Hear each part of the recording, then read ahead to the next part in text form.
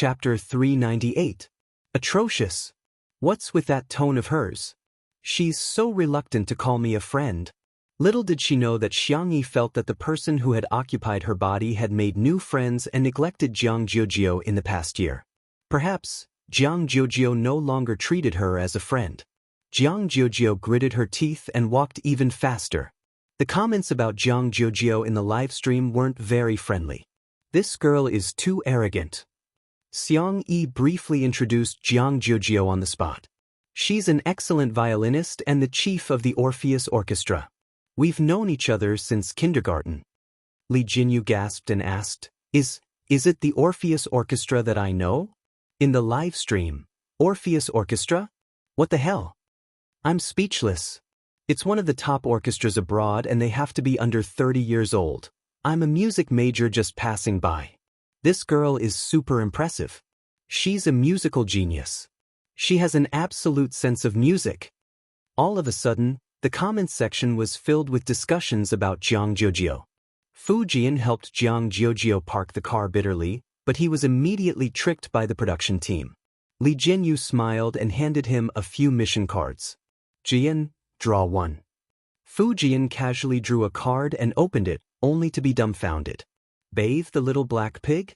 Fu Jian's eyelids twitched. Don't tell me all the mission cards are for this? Li Jinyu asked, Am I that kind of person? Fu Jian looked hesitant. He then heard Li Jinyu exclaim indignantly, I am. Fu Jian was speechless. I'll bear with it for the sake of clearing my name. He had a rather boisterous personality, but when he played the role of the Crown Prince back then, he left a deep impression on everyone. Countless fans became fans of him because of his role, so they naturally hoped that he could be like the Crown Prince in person. The production team had been asking him to create a persona for himself, but after a long time, he couldn't keep up with the act and hence, became a greasy young man whose persona had collapsed. Fu Jian mentally prepared himself in a few seconds and asked expectantly, Will Sister E help me catch the pig then? He was a loyal fan of Two Under One Roof, and usually he would watch the live stream crazily. He had watched the scenes of Xianxia catching the pig over 100 times. You have hands and feet, why should she catch a pig for you? Jiang Jiujiu was dumbfounded as soon as she entered the living room. The Demon King and the others were all there. She stammered and greeted them before hurriedly coming out in shock. When she heard that Fu Jian had asked Xianxia to help him catch the pig, she got angry. How could such a cute girl like E go catch a pig? Fu Jian said resentfully, I don't know how. Jiang Jiujiu said aggressively, If you don't know, you can go and learn. A girl's hands are not meant for catching pigs.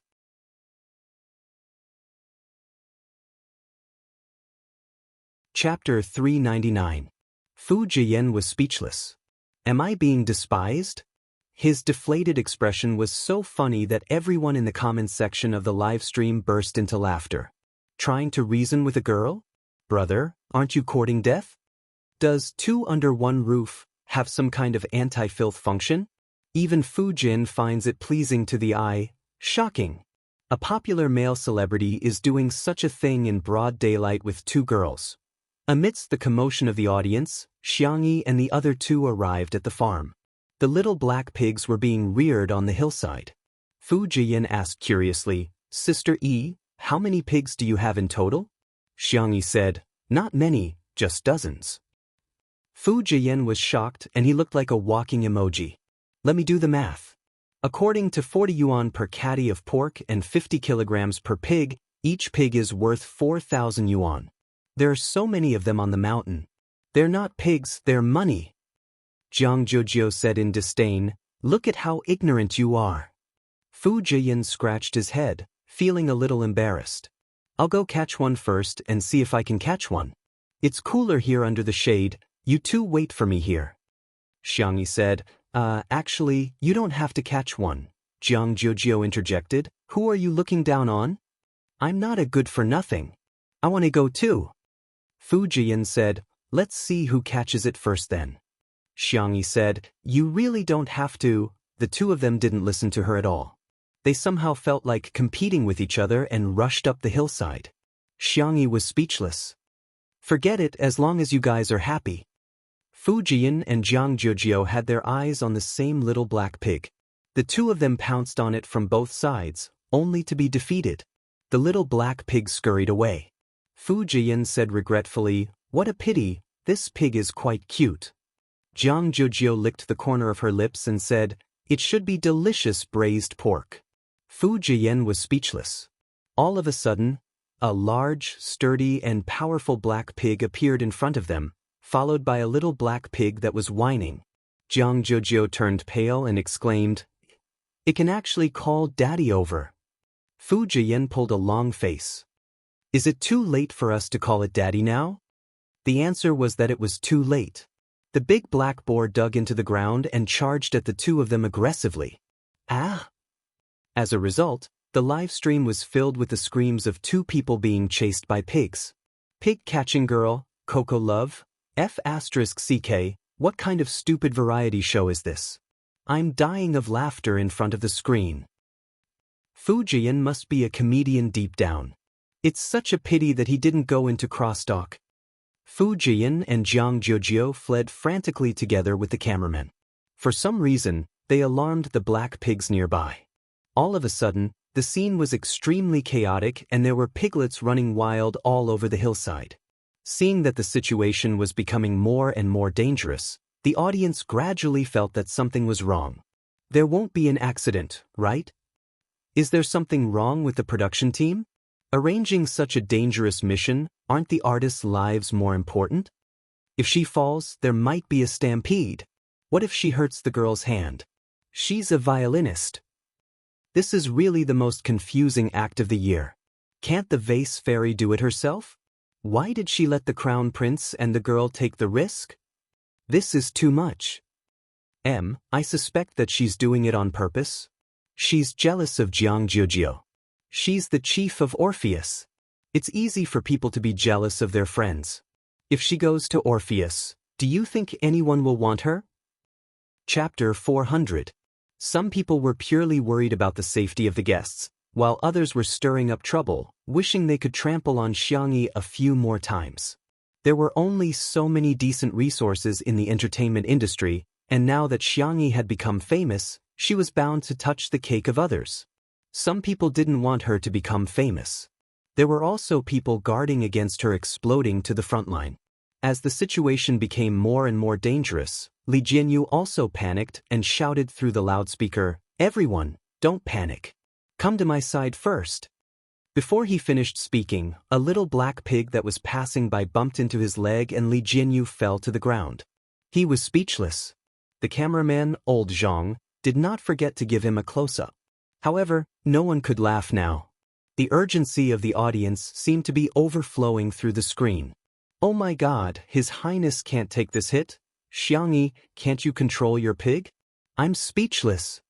Where is she? Did she run away? How can she be so irresponsible? I'm speechless. Is the production team brainless? Why did they set up such a dangerous task?" Someone said weakly, "The last time Sister E caught pigs, it wasn't this dangerous. This should just be an accident."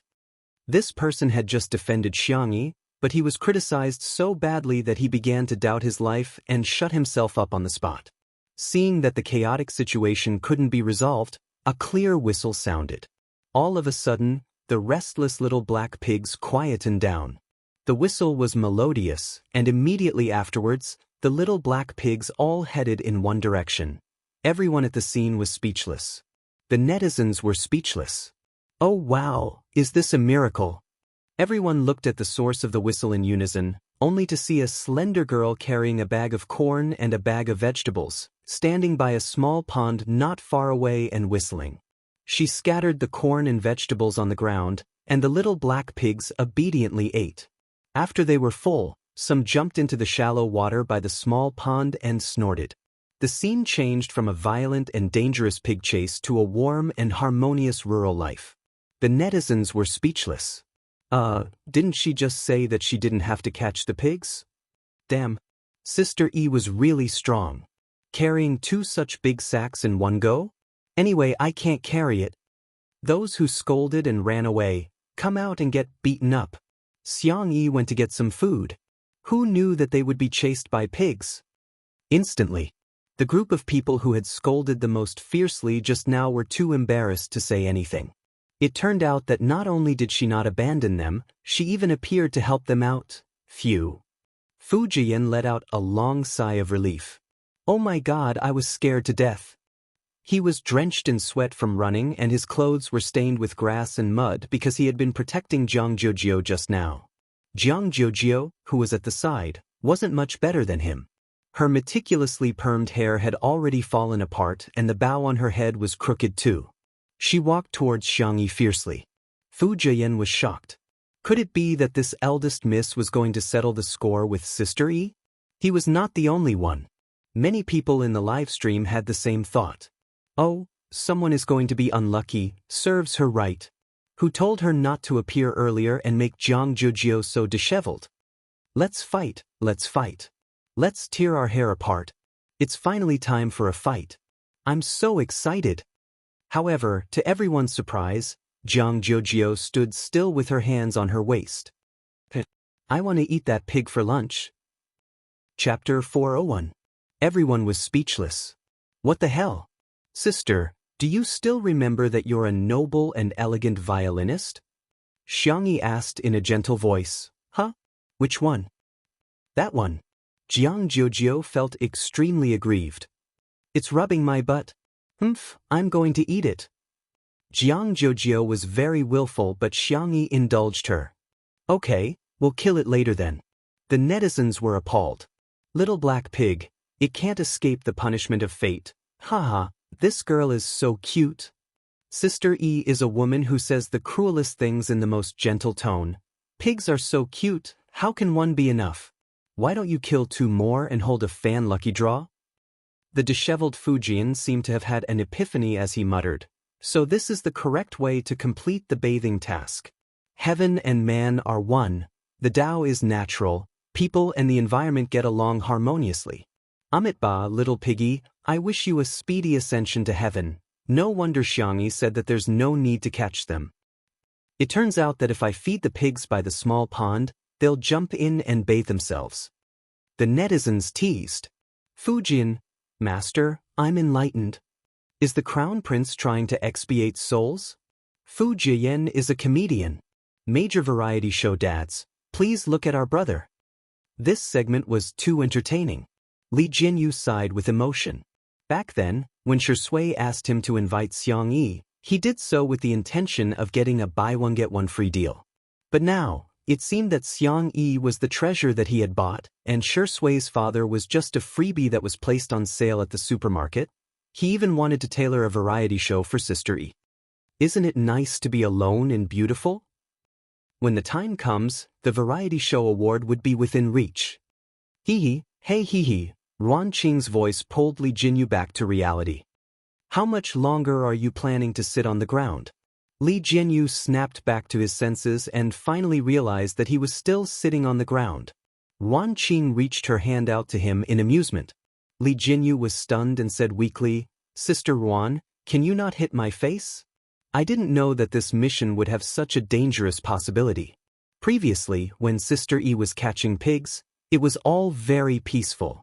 Ruan Qing was speechless. I was trying to pull you up. So it wasn't him? Little Li, the sociopath, was ecstatic.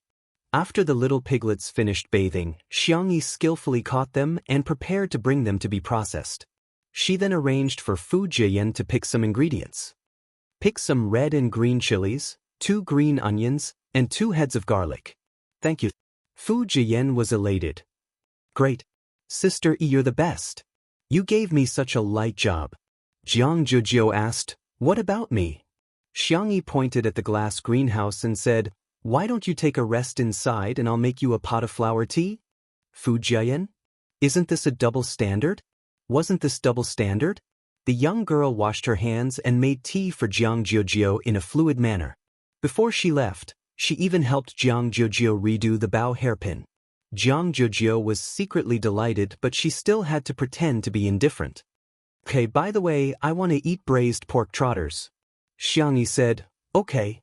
She carried the struggling little black pig with one hand and walked towards the kitchen. The cameraman asked, Why are you so nice to Miss Jiang? Xianxia was puzzled. Isn't it only right to be nice to your friends? All of a sudden, countless people flocked to Shui's Weibo. Shui v. Shui. If you don't come back, your wife is going to run away with someone else. Chapter 402. At the same time. At a certain movie premiere. Although Shui played a supporting role in the movie, his character design and scenes were very outstanding. After the premiere, the character that left the deepest impression on everyone was the one he played. Even during the interview, he was the one who was asked the most questions. Shui calmly brought the topic back to the main character. However, in the end he still couldn't avoid the reporter's questions. Shui, some people say that you're lowering yourself by playing a supporting role for a newcomer even though you've already won the Best Actor award. What do you think? Shui pushed his gold-rimmed glasses up his nose and said gently, I used to be a newcomer too. For actors, it's important to know how to portray their roles well. Shui, what's your upcoming work schedule? Aren't you going to join the cast? Shui said, I'll take into account external factors and my own situation to choose the most suitable script. I won't let down the audience's expectations of me. The reporters were a little disappointed, but they were used to it. When Shui had just debuted, his words were logical and watertight. Although it could be considered an art of language, it was still not a hot topic in gimmicks. Until someone asked, the netizens are voting. Does Sister E like a wolf puppy or a puppy? Which type does Shui think he is? Which type does Sister E like? Everyone was speechless. Awesome. That was the right question. For a moment, all the cameras were aimed at Shui, hoping to hear some juicy gossip. The handsome man raised his eyebrows and said lazily, Can't I be human? Someone laughed first, and the crowd burst into laughter. The reporter who asked the question held back his laughter and asked, Shui, do you think Sister E likes a wolf puppy or a puppy? Shui said, I know. She should like humans. The reporters realized that Shui actually had a humorous side to him. However, if one thought about it carefully, one would realize that there was a double meaning to his response. Sister E liked humans, but he was also a human. It could be understood that Sister E liked him, but she didn't use a definite tone, which made people's imaginations run wild. Damn. Brother, where can I buy your works? Xianxia was busy in the kitchen. Fujian was bored out of his wits and wasn't familiar with Xiangyi's brothers either. Hence, he had no choice but to chat with Jiang Jiujio awkwardly. Jiang Jiujio wasn't in the mood. While playing with her cell phone, she answered indifferently. Suddenly, Fujian asked about Xiangyi. When did you meet Sister E? Jiang Jiujio raised her head and said with certainty, 3.5 years old. You even remember this? Fujian was a little surprised. A 3-year-old child can't remember anything, right? I just remember. Tell me then, what was Sister E like when she was 3.5 years old? Jiang Jiujio got lost in her memories and paused for a moment before saying, she was pretty much the same as she is now. She was a crybaby, timid, weak, helpless, and pitiful. Fujian was speechless. Wait, are you sure you're talking about Sister E? She's just an annoying kid. Jiang Jiujio commented. Thinking about what happened in kindergarten, Jiang Jiujio got angry. Xiangyi is very nice, but she's nice to every child. Anyone can share her after-meal fruits. She already has a harem at such a young age. She's so annoying. Chapter 403. However, in the ears of the netizens watching the live stream, her words sounded a little different. Haven't you guys realized that Xiangyi doesn't have any friends at all? Who said she doesn't? Qin Wanyan is her best friend, yet she exposed her so easily. From this point, you can see her character. Although Shui doesn't have many friends, they are all close friends. On the other hand, the vase fairy only knows how to seduce men. How could she have a true female friend? As the camera panned to the kitchen, Xiangyi's pork trotters were stewing, and the live comments were instantly flooded with new comments. Is this Xiaohei? It looks so fragrant. Wow, Xiaohei has such a good figure. She's neither fat nor thin. I'm drooling. Xiaohei? You guys are still lusting after my body at a time like this? Be a human. Sister E is weak, helpless, and pitiful? She's a devil who can catch a pig with one hand and sharpen her knife to kill a pig. Okay. The comment section was very lively, but Xiangyi's expression was very calm as she quietly cooked. Every time she cooked, she would put her heart and soul into it. What might be boring for others was equivalent to relieving stress for her. The scene of a young girl cooking was pleasing to the eye, as if she was enjoying a piece of art. When the last dish was placed on the plate, Xiangqi and Xiangyu had already consciously come over to serve the dishes. Fu Jian was still thinking about clearing his name, so he helped clean up the table and sat upright with a solemn expression. I can't eat too much. I'm going to steal the role of an otherworldly immortal. I just have to taste each dish. Besides, I don't believe that the previous live stream wasn't an act. Sister Yi's cooking did look delicious, but how delicious could it be? Fu Jian picked up a piece of twice-cooked pork with his chopsticks, still thinking about how he had eaten at a top-notch restaurant that cost a few thousand yuan per person. What the F***CK? It was fatty but not greasy, salty, and slightly spicy. The slightly sweet taste suddenly bloomed on the tip of his tongue, capturing his taste buds in an instant. The pork was freshly slaughtered and the chili was freshly picked. Paired with bean paste, green onions, and garlic sprouts, it created a rich and unique taste. What kind of delicacy was this? An exceptional delicacy. Fu Jian was dumbfounded. By the time he reacted, the dishes on the table had already been reduced by a third. His pupils trembled as he looked at the scene in front of him in shock. Hades had brought his own big bowl of rice, but Xiangyu's bowl was even bigger than his. Perhaps it would be more appropriate to describe it as a small basin. Even the elegant and modest Dr. Xiang and the cold and indifferent lawyer Xiang had small mountains of rice on their plates. Country bumpkins. Jiang Jiujiu said in disdain, "What's wrong with that?" In the past, they would even bring pots and pans to their meals. Fu Jian suddenly realized that the competition in the Xiang clan was actually so cruel. As he ate, he asked, "Why aren't you eating?" Jiang Jiujiu picked up a piece of stir-fried vegetable elegantly and rinsed it with water before eating it. She raised her head arrogantly. "The orchestra is about to perform. I'm the lead violinist. Rounding it off, it would be the C position, all right? I'm trying to lose weight, so I definitely won't eat such greasy meat dishes. Not even a single bite." Fu Jian agreed. "You're right. Missy, I wish you success." In the next second, he picked up all the remaining pieces of vegetables in front of Jiang Jiujiu. Jiang Jiujiu was speechless. At this moment, a strong and spicy aroma wafted into her nose. Chapter 404. She couldn't control her physiological instincts and looked towards the source of the aroma. Xiangyi came out of the kitchen with a plate of braised food.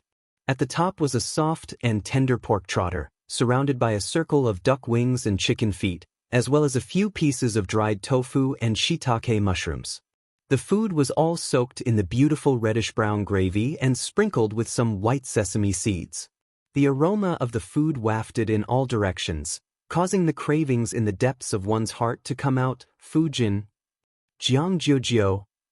The brothers of the Xiang family were obviously immune to their sister's delicacies as they all looked rather calm. However, the impact on Fu Jian and Jiang Jiujiu was too great. "It smells so good. How can it be so fragrant?" Gulp. Fu Jian couldn't help but swallow his saliva. Xiangyi placed the braised food platter in the middle of the dining table and said, "I asked around and everyone can take spicy food, so I made some spicy food. Try it. By the way, I'll go get some soy milk." The little girl got up to get the soy milk and the table immediately went into battle mode. The brothers of the Xiang family exchanged glances and sparks flew everywhere. Fu Jian was so cowardly that he didn't dare to move his chopsticks at all. Jiang Jiujiu thought of her bold words just now and decided not to move her chopsticks for the sake of her pride. Soon, the brothers of the Xiang family decided who was better. Xianxia was the first to move his chopsticks and picked up a few pieces of pork trotters that were just right for his mouth. Xiang Li was the second to move his chopsticks and he picked up all the vegetarian dishes. Xianxia and Xianxia were carnivores, so one of them picked up a duck wing while the other picked up chicken feet. When it was Fujian's turn, he picked up a small piece of pork trotter that had fallen on the plate and stuffed it into his mouth. It was fragrant at first, but it soon turned numb and spicy on the tip of his tongue. The meat was soft and tender, and even the bones seemed to have been stewed. The sauce rubbed against his mouth and brought out a sweet aftertaste. After swallowing the small piece of meat, it really melted in his mouth and left a rich aftertaste. It was different from Fujian's initial imagination. Once he tasted it, he really got carried away. Only tasting each dish and not eating more? No way. Fujian fully demonstrated to the audience what an adult man's appetite was. He wished he could bury his face in his bowl and enjoy the food. The netizens were speechless. This is like a pig entering a granary. Your Highness, what kind of delicacies haven't you eaten before? Do you really have to enjoy them so much? It's over. The calm and collected crown prince in my heart is gone. All that's left is this heartless eating machine in front of me. As for Jiang Jiujiu, she had fallen into a painful struggle. Eat, not eating, ah. Xiangyi's clear voice sounded in her ears. Jiujiu, go ahead and eat. The girl took the initiative to give her a piece of pork trotter. Didn't you say you wanted to eat this? Jiang Jiujiu pulled a long face and said arrogantly, Is that so? I don't even remember. If I ask you to do it, you will do it. If others ask you to do it, you will do it. Humph. Xiangyi said, Yes. She seemed to have realized something.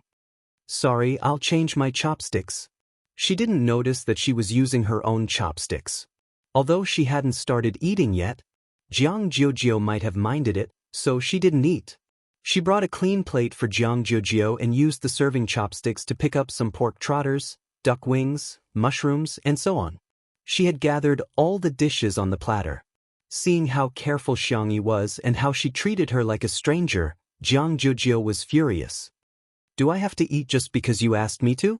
Why should I listen to you? Chapter 405. Xiangyi looked at Jiang Jiujiu in bewilderment with her clear eyes. She was the one who said she wanted to eat. Why is she angry now? Women are really unpredictable.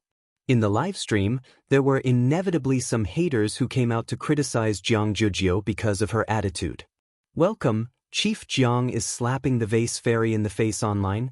She can't be bothered to care about you and yet, she's giving you the cold shoulder. What a joke. I feel embarrassed for Xiangyi even through the screen. You should check if you're worthy of being friends with Jiang Jiujiu or not. The actress is obviously jealous. Jiang Jiujiu has already said that she wants to lose weight, but she's deliberately making Jiang Jiujiu eat greasy and high-calorie food. What is she up to? She's so evil. The brothers of the Xiang family glanced at Jiang Jiujiu. She couldn't hide her thoughts from them, but they couldn't be bothered to get involved in the matters between girls. Hence, they continued to eat separately. Xiangyi thought about it and said in a warm voice, Don't eat then? Do you have any other dishes you want to eat? I'll make them for you, or I can order some takeout for you like a light salad. Perhaps, Jiang Jiujiu just didn't want to eat the food she cooked. Xiangyi felt that she shouldn't force her. Jiang Jiujiu glared at her. Is that how you persuade people to eat? Xiangyi was slightly embarrassed. I'm really not very good at this. For example, Jiang Jiujiu's grandmother was very good at persuading people to eat. Whenever there were juniors in the family, she would enthusiastically make them eat. She would only persuade them to stop eating if they couldn't eat. Jiang Jiujiu picked up her chopsticks and said arrogantly, Since you've already cooked, I'll try it. I'm telling you, if it's not delicious, I'll spit it out. Xiangyi nodded obediently. Atrocious. How can I be so cute? The tips of Jiang Jiujiu's ears turned red. She avoided Xiangyi's gaze and lowered her head to scrutinize it. She then chose the tender and glossy pork trotter and took a bite. The world seemed to have suddenly frozen as the hustle and bustle turned into silence while the colors turned into black and white. Jiang Jiujiu felt as if there were fireworks exploding in her head. Then, a white light appeared in front of his eyes, and all of his senses became dull. Only his sense of taste was magnified countless times. He could acutely sense that the thick gravy was wrapped in the bouncy meat that was rich in collagen. It was extremely invasive and occupied his taste buds unstoppably. His saliva was secreted rapidly and he swallowed it down his throat. "How is it?" Xianxia asked.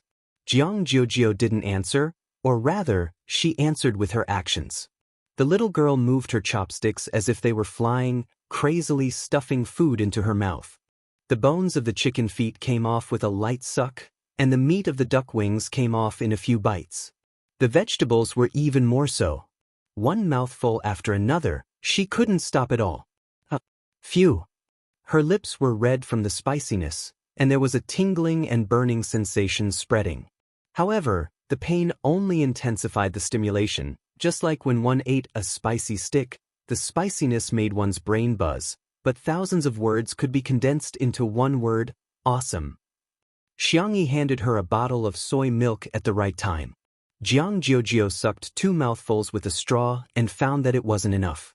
Hence, she hugged the bottle tightly and continued to eat the braised food. Her belly was bulging at a speed visible to the naked eye. Click! The buttons on the waist of her red checkered skirt suddenly burst open. Although she wasn't exposed, it happened to be recorded by the camera. The netizens were dumbfounded. Did she eat so much that her skirt burst open? Before the crowd had time to complain, they saw Xiangxia blocking the camera. Her milky white face was extremely serious. "Don't shoot." Chapter 406. The staff were all stunned. Ever since the live stream began, they had never seen Sister E so fierce. Even when she threw the scumbag away yesterday, she still looked nonchalant. There were suddenly more comments in the live stream. "A new cult has appeared. How can it be stagnant? Ligio, I can do it. Pretty girls should have sex with pretty girls. I'm on Jiu Yi's side. Sundra Big Sister X is gentle, rich, and beautiful. She's like a fairy. Madam, please give me more food. Wow, Sister E is so gentle."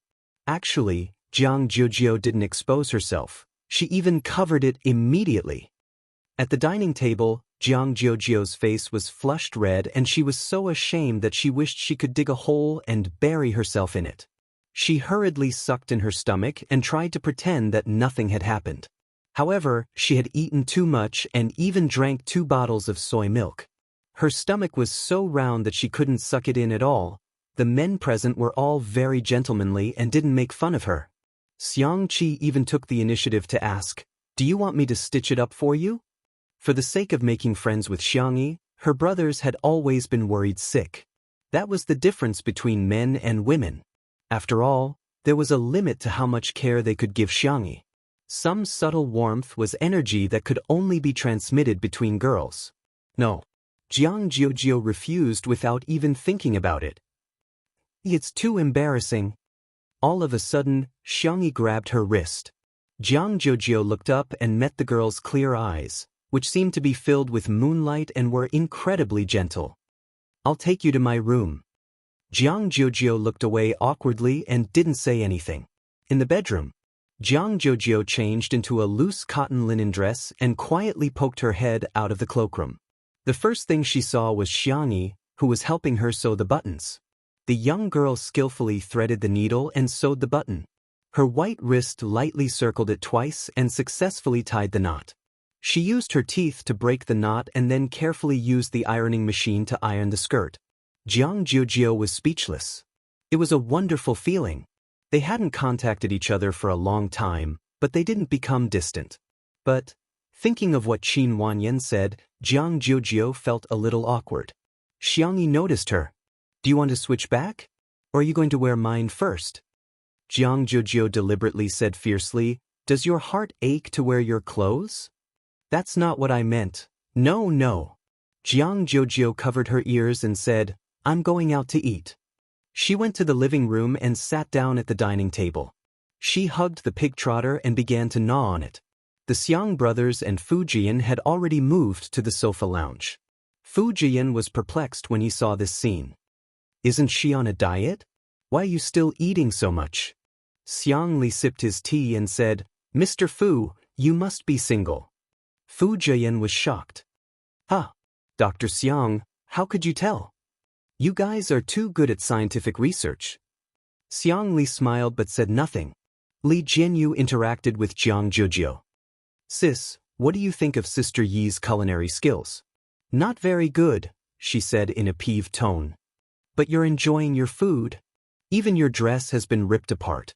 Why are you still lying? Aren't you friends? Why are you taking the lead to slander Sister Yi? The word friends hit Jiang Zhujiu's sore spot.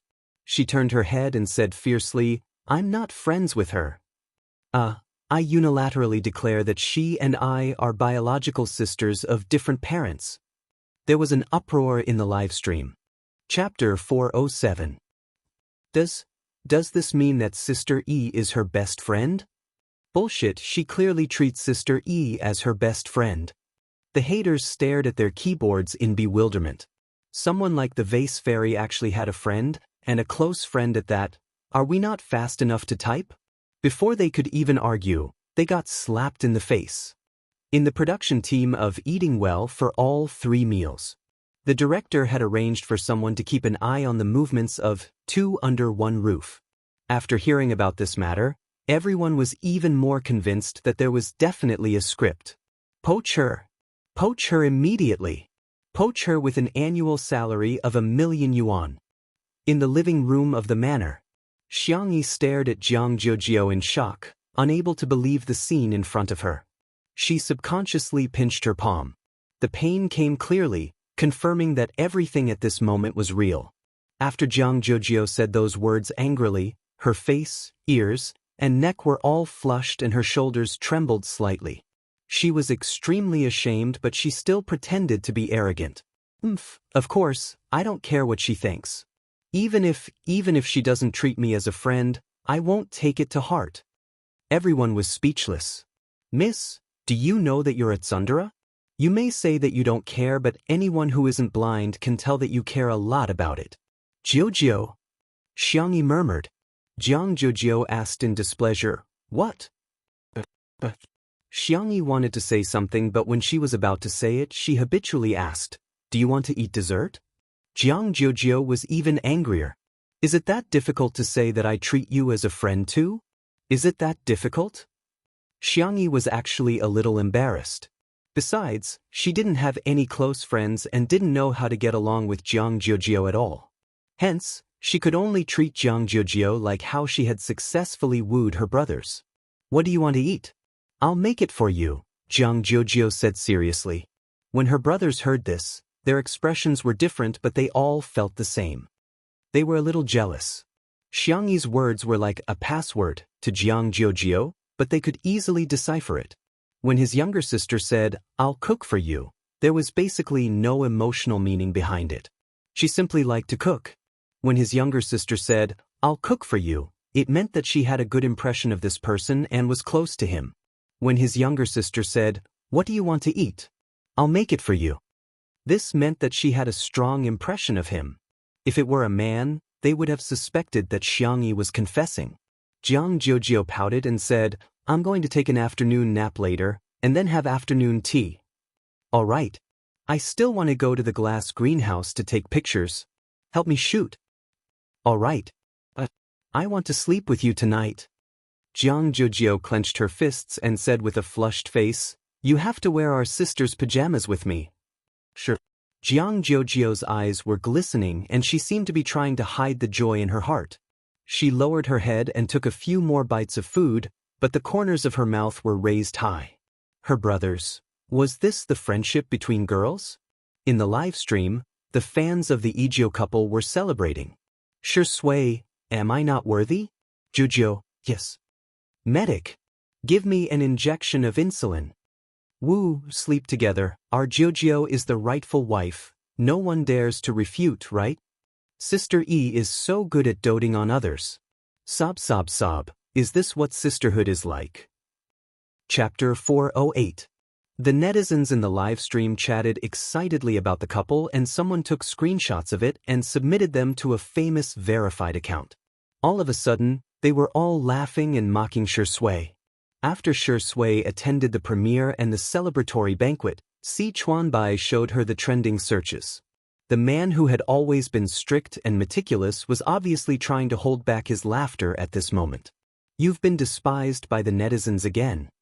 Xianxia raised her eyebrows and noticed that he used the word again. After casually browsing through the process of the matter, he couldn't help but laugh. It's a good thing that Sister E has friends. After all, there was a 7-year age gap between him and Xianxia, and the two of them didn't have much interaction in the past. However, he had seen how lonely she was when she was in school. She kept skipping grades and getting busy all the time. In his impression, Jiang Zhuzhou was the friend she had been hanging out with for the longest time. Si Chuanbai said, "You're quite open-minded. Should I praise you for having a good attitude? The Egio couple has already been created." Xianxia sat in the nanny van, crossed her long legs lazily, and slowly loosened her tie. Change the navigation to the manor.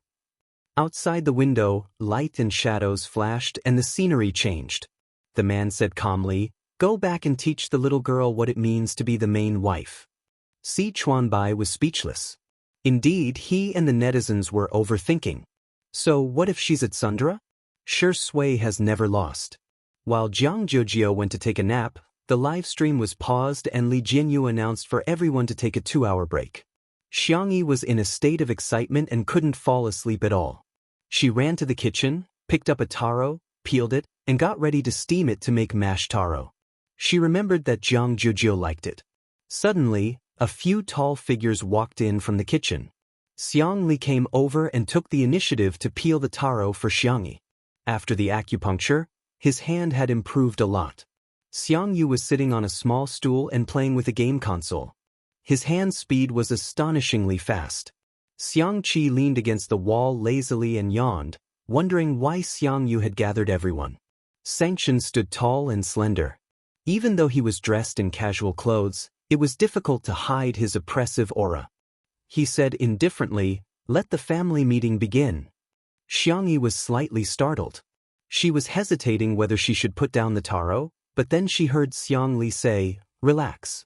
We're mainly talking about whether that person will come back." Xiang Qi felt as if he had been struck by lightning. "But my guess can't be right, right?" Xiang Yu looked up with a blank expression.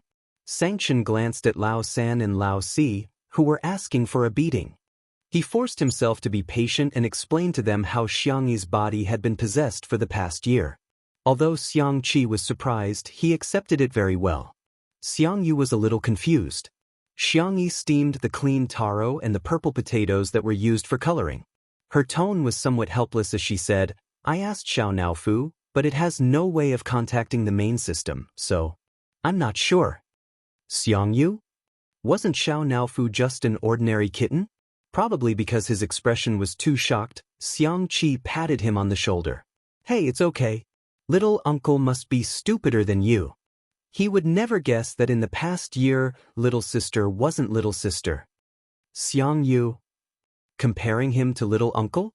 "Thank you, but he wasn't comforted." Xiang Li, who had the highest IQ, frowned. "If there's no way to take a shortcut, then we can only use the stupidest method." Everyone looked at him in unison. According to the known situation, the premise of soul replacement should be that little sister is injured or in a weak state. Then, the simplest way is to find someone to protect her 24 hours a day. Chapter 409. Xianxia asked, "Bodyguard? I'll go look for one and see if there are any suitable ones." Xiang Qi interjected, "You have to find a female bodyguard. A male bodyguard can't be guaranteed to be around 24 hours a day." Xiang Yu's brain twitched. A boyfriend can. In an instant, the three brothers cast murderous glances at him. Xiang Yu wished he could die on the spot. He said, "I was just kidding, is it funny? Ha." He laughed dryly as cold sweat broke out on his forehead, for fear that his brother would teach him a lesson. Xianxia glanced at him and couldn't be bothered to argue with him. He said calmly, "I'll make the arrangements." Xiang Li said, "I think I can apply for official protection of family members. Let me make a call to confirm." Xiang Qi exclaimed, "I'll go ask around too." Xiang Yu said, "I'll ask my friends too." The few of them were very efficient. As soon as the taro and purple potatoes were cooked, Xiangyi learned that she had 10 bodyguards. The corners of her mouth twitched. Isn't that a little too much? Actually, I can protect myself too. 10 is too much. Don't let your guard down. Don't worry, I can afford it. Xiangyi had no choice but to accept their good intentions. After the family meeting, the brothers left one after another. After all, they all had things to do. After sending her brothers away, Xiangyi was a little melancholic, but she soon accepted reality. She cherished it even more because it was too difficult to get together. Jiang Jiujio woke up from her afternoon nap and scurried out of the guest room to look for Xiangyi. After wandering around, she saw Xiangyi in the kitchen.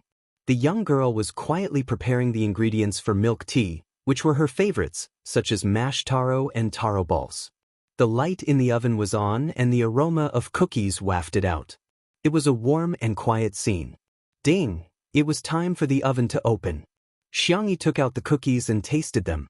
Seemingly thinking that they tasted good, the young girl tilted her head and gave herself a thumbs up. Jiang Jiujio, my sisters are so cute. Sensing Jiang Jiujio's gaze, Xiangyi looked over and said with a smile, "You're awake. Do you want to go for afternoon tea?" Jiang Jiujio folded her arms arrogantly and said, "Since you've already invited me, I'll consider it." A second later, she nodded. "All right, I've thought about it." Xiangyi, "Really? Then I'll bring the food to the glass greenhouse." Jiang Jiujio sounded awkward, but her body was very honest as she took the initiative to share half of the burden with her. It just so happened that the staff had almost rested. Li Jinyu shouted and prepared to shoot the afternoon tea of the two girls. A few minutes later, the netizens received a push notification for the live broadcast. When they clicked on it, what appeared in front of them was a scene that looked like an idol drama. The wind was gentle, the clouds were light, and the distant mountains were beautiful. The sunlight was refracted through the glass, and the flowers and grass grew luxuriantly. On the round table covered with a lace tablecloth, there were delicate biscuits and milk tea. There were a few freesia in a slender porcelain bottle. The two girls were sitting opposite each other, leaning against the recliners and swaying slowly. The white and soft kitten was nestled in Xiangyi's arms while the silly little Shiji was squatting by Jiang Jiujio's feet. Jiang Jiujio took a bite of the biscuits and milk tea, squinting her eyes in bliss. "I'm taking screenshots like crazy. This is so beautiful. The director is so good. This is my ideal life." "Huh? I think I saw Shui coming back.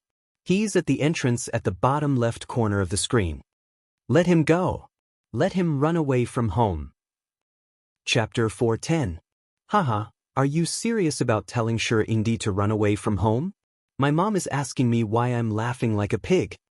The camera panned to a distant view. The man was dressed in a tailored black suit that accentuated his height and long legs. His tie was loosely tied, and a few locks of his hair were hanging down. He looked relaxed and casual. It was as if he was returning home. He locked his gaze on Xiangyi, who was in the glass greenhouse, and strode over with his long legs. The comments in the live stream were instantly flooded. "Ah, Shi Ingdi in a suit can do it. His legs are at least 2 meters long. They're even better than models. He's so immersive, I feel like he's going to unbuckle his belt in the next second." Si Chuanbai was watching the live stream in the nanny van. When he saw the comments, a smile appeared on his face. Looking at the comments, it was indeed the status of the main wife. His phone vibrated and he picked it up. Annan's anxious voice came through the receiver. "Chuan, I think I've been scammed." "Chuan? Don't you think it's strange to call him Chuan? It sounds like you're taking advantage of me. And it sounds a little strange."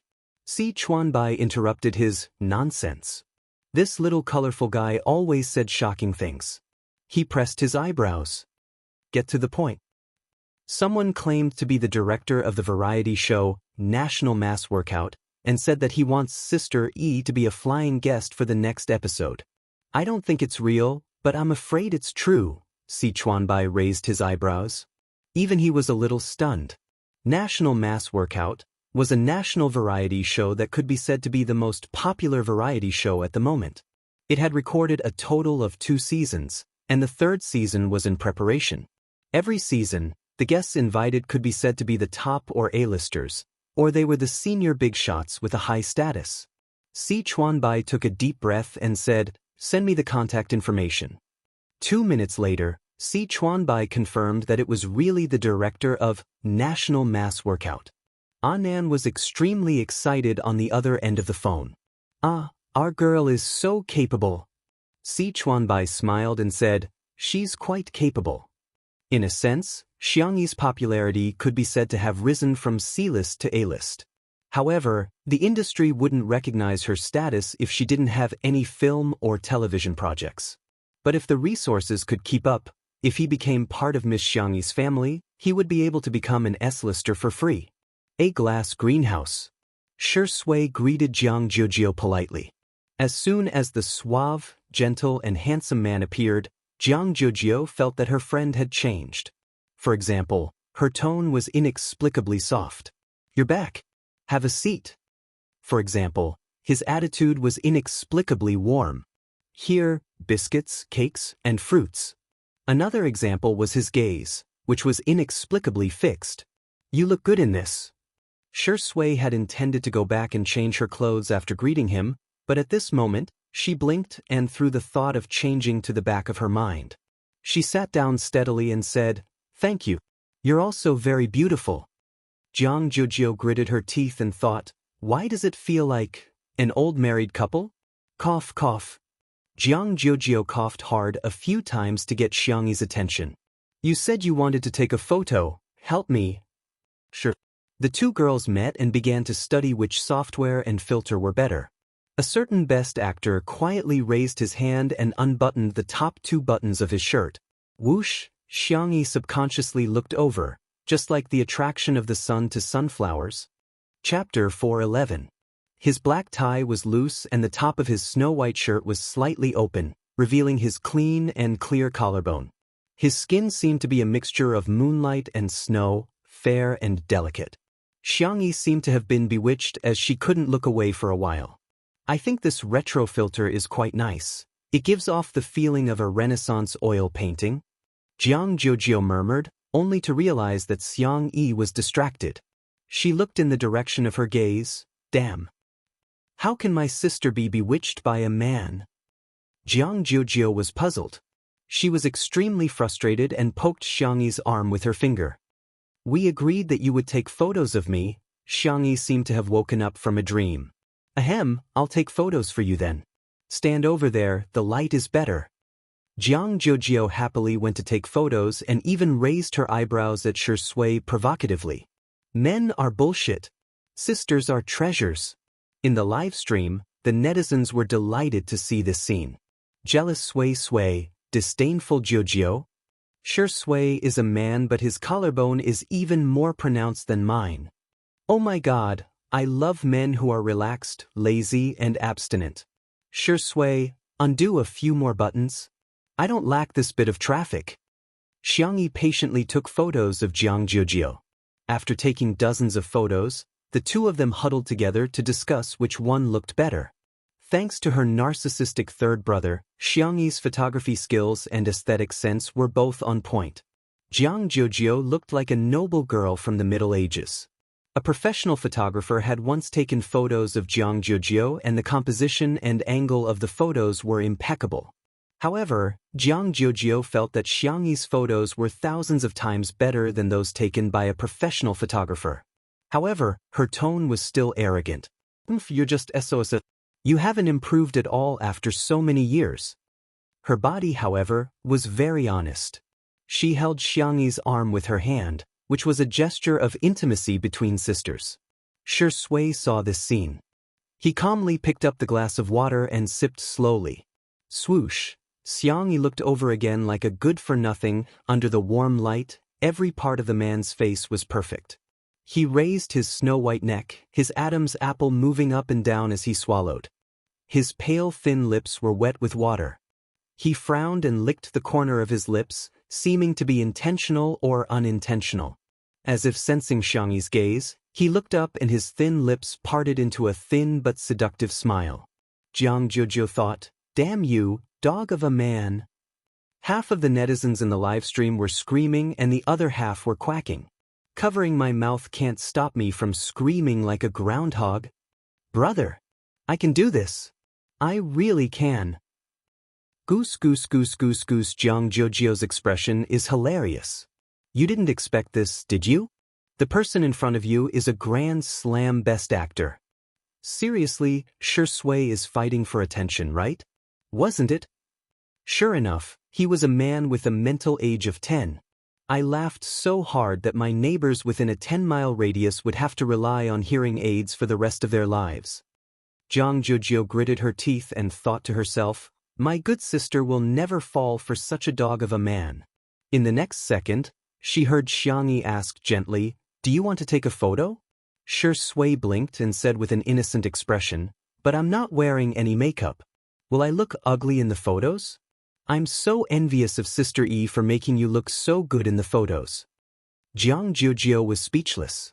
Isn't she just saying, Sister, you're so good at makeup, unlike me who doesn't even know how to put on foundation? Chapter 412. The staff at the scene had a hard time trying to suppress their laughter, but the netizens watching the live stream didn't have so many scruples. She's so green as soon as she opens her mouth. Oh my god, Shui is so good at variety shows. I can't take it anymore. Look at Xiao Naofu and little Shiji's expressions. I'm rolling around in bed laughing. Only then did the crowd notice that Xiao Naofu had taken a few steps back with a look of disdain, seemingly trying to draw a line between him and Shui. Little Shiji had no idea what was going on and chased after Xiao Naofu while wagging its tail continuously. It was a vivid illustration of what it meant to dislike dogs and cats. However, Xianxia retorted seriously, no, you look good in all the photos. Shui was slightly stunned, but after a moment, he couldn't help but burst into laughter. It seemed that Xianxia had an inexplicable trust in him at all times. Just that, he suddenly felt a sense of guilt. He stopped teasing her and said in a low voice, I'll leave it to Sister E then. Xianxia took out her cell phone and began taking photos of him. Jiang Jiujio stomped her feet in anger, causing countless viewers to laugh hysterically. What kind of magical scene is this? Other people's scenes were thrilling, and repeatedly testing the edge of death. The scenes on Two Under One Roof were hilarious, and so hilarious that their abs would pop out at any moment. This scene, without a doubt, became one of the famous scenes that fans of Two Under One Roof often relived. Xianxia took dozens of photos of Shui with an impartial attitude. I'll send them to you later. The young girl remembered what Anan said last time. Shui's Weibo account was full of weeds all year round and she couldn't be bothered to open it for business. Hence, she asked, do you want to post a 9-grid Weibo post? There should be a lot of people looking forward to it. Shui nodded and said, sure. All of a sudden, the countless Shui sisters in front of the screen fell silent. Most of them didn't have a good impression of Xianxia at first. After all, Xianxi's reputation was too poor previously and she had been criticized on the internet for nearly a year. Hence, everyone would be affected and prejudiced against her. But, after Shui joined Two Under One Roof, he really changed. He used to be on set all year round, and there was almost no activity except for his work. His fans couldn't catch any traces of his life, and many even pessimistically thought that he didn't care about his fans at all. However, Two Under One Roof allowed everyone to see the relaxed side of Shui, especially his interactions with Xianxia. Only then did they realize that he also had a childish side. When he was childish, he would even bully kittens. This Shui might not be perfect, but she was very real. Xianxia even urged Shui to open for business. That feeling was really subtle. Sometimes, there was no reason to hate someone. Similarly, having a good impression of someone was just as sudden. Shui was typing something on her Weibo account while Jiang Jiujio seized the opportunity to grab Xianxi's wrist. The proud and pampered young miss was now stammering, her small fists clenched tightly. Xianxia, Everyone's curiosity was piqued by her. Jiang Jiujio closed her eyes and finally made up her mind to express what she found hard to say. Hey, can you take a selfie with me? Xiangyi's cherry lips opened and she hesitated for a few seconds. Can't I take a few more? Jiang Jiujio said resolutely, sure. I can do it. I'm super. Chapter 413. In the live stream. Girls who don't mean what they say are so cute. Sister E is really the Terminator of tsundere. She's so good at curing tsundere. Jiujio can do it, sure Sui, can you do it or not? I'm sick of answering this question. Hashtag sure Sui can't do it hashtag okay? Okay, next question. The two girls chose various filters and decorations to take a selfie. The netizens exclaimed that it was so realistic that it was simply a replica of the selfies they took with their sisters. At the same time, Sure Sui posted on Weibo. The caption was simple, but it was enough to make one's imagination run wild. Sure Sui, Sister E took it. The Sure Sui sisters were a little upset when they saw the text, but after seeing the picture, they screamed. The man in the picture was wearing a white shirt and a black suit. His tie was loose and his collar was open. His gaze was deep and doting, and he looked lazy and lazy. He was a refined scum who was abstinent and passionate. The number of comments instantly exceeded 10,000. He's like a boyfriend. He's finally open for business. I'm covering my mouth and crying. Thank you, Sister E. I announce that Sister E is the prettiest sister in the world. Sure Sui put away his cell phone, too embarrassed to continue teasing Xiangyi, so he got ready to go back and change his clothes. The corner of his shirt was suddenly tugged. He turned around and met her bright eyes. Sister E, do you want to take a selfie? Xiangyi asked. There was a trace of surprise in the depths of Sure Sui's eyes, as if he didn't expect that Xiangyi would take the initiative to ask him for a selfie. He smiled and said, yes. Little did he know that although he didn't do anything this time, in Jiang Jiujio's eyes, he was playing hard to get and retreating in order to advance. I'm so angry. Due to the height difference between the two of them, Xiangyi raised her cell phone high, but before she could press the camera button, it landed in a pair of bony hands. The man's magnetic voice sounded in her ear. Let me do it. Xiangyi. Seeing this scene, Jiang Jiujio began to stomp her feet again. Jiujio, why do you have a problem with the floor? Fu Jiyin yawned and appeared beside Jiang Jiujio while his hair was messy and messy. No one woke him up. He had been taking an afternoon nap until now. Fu Jiyin seriously suspected that he had been forgotten by the production team. Jiang Jiujio was infuriated. I'm so angry. Ignore me. Fu Jiyin replied, oh. With one hand in his pocket, Fu Jiyin sauntered over to Xiangyi and Sure Sui. Shamelessly, he leaned over and said, Senior Sure, are you guys taking a selfie? Count me in. Let's activate a pig head special effect. Sure Sui smiled, and the look in her eyes was very kind. The netizens in the live stream were laughing so hard that they were almost out of breath. Fujian, what a straight man. Sui Suizi, you look like AF asterisk King Pig, F asterisk CK, why is Fujian so funny? I can't control myself as soon as he appears. Fujian's manager almost fainted when he saw this scene through the live stream. Bro, I told you to clear your name. Why are you ruining your own image? I told you to talk less, do more, and pay attention to your image. Have you forgotten all about it? Your brain is a good thing. Forget it if you don't use it well. You can't have not used it even once after more than 20 years, can you? The manager drank some oral liquid and opened the pop-up comments while trembling. He was already prepared for Fu Jiyan to be criticized by the netizens until he quit the entertainment industry.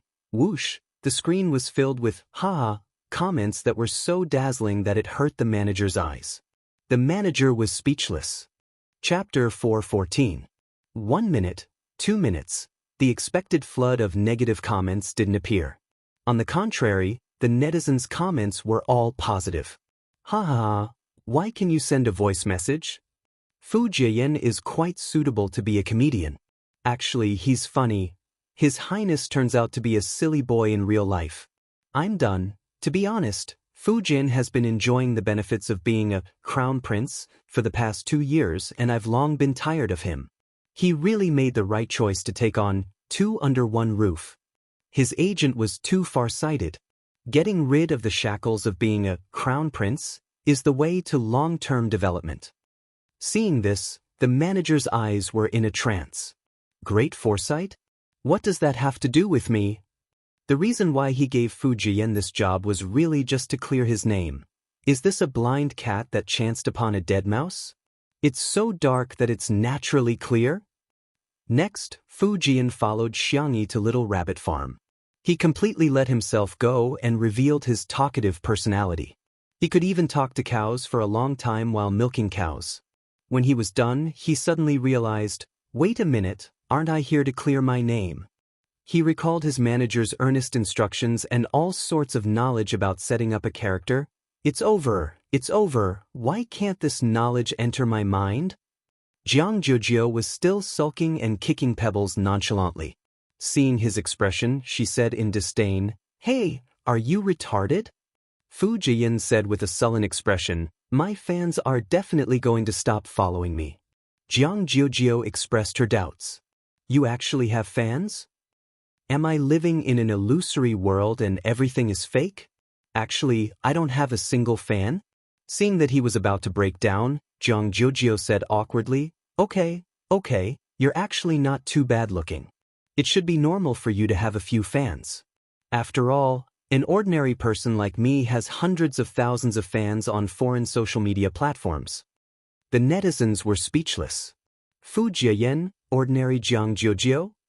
Xianxia came over with a basket of duck eggs and was about to go back to marinate them when she saw that Fu Jian was not in a good mood. She asked gently, Fu Jian, are you okay?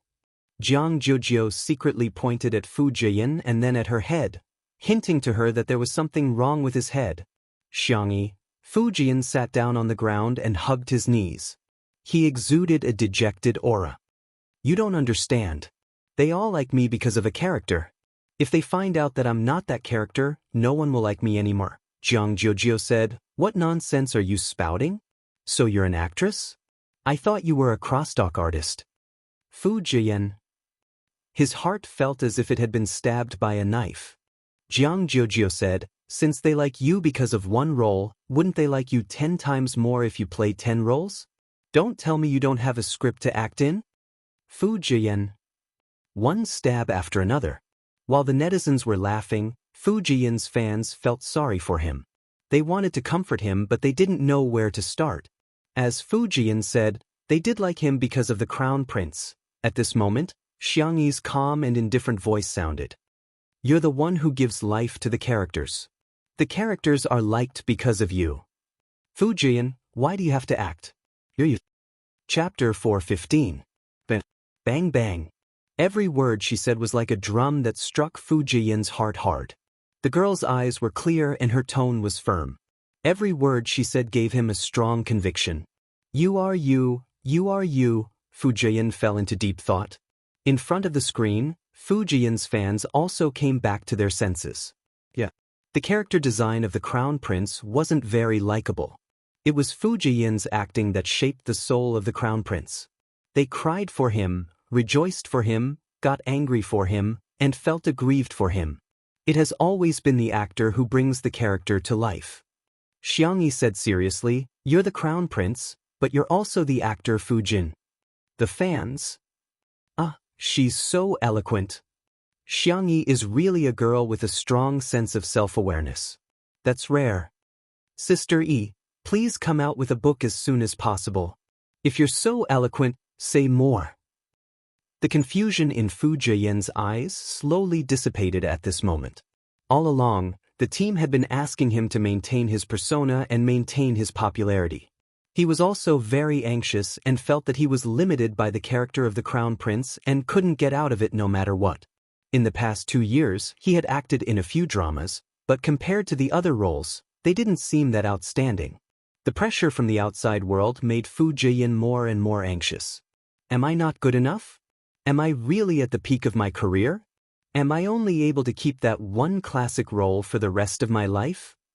At the most extreme moment, he even developed feelings of self-loathing. Fu Jian even agreed with what others said, that he was lucky and that the role made him who he was. However, Xiangyi's words made him sober up. Fu Jian was so touched that tears welled up in his eyes. Sister E, you're so nice. You're my life mentor and guiding light. He wanted to hold Xiangyi's hand, but Jiang Jiujio smacked it away mercilessly. Pushed, don't try to take advantage of E. Fu Jian sniffled and asked sincerely, Sister E, do you have anything else to say to me? What Xiangyi said must be true and wise. He was going to write everything down in a small notebook. The next second, Xiangyi asked calmly, when you leave, do you want to take a jar of salted duck eggs with you? Fu Jian, ? The duck eggs this time are big, and they are all double yolk eggs.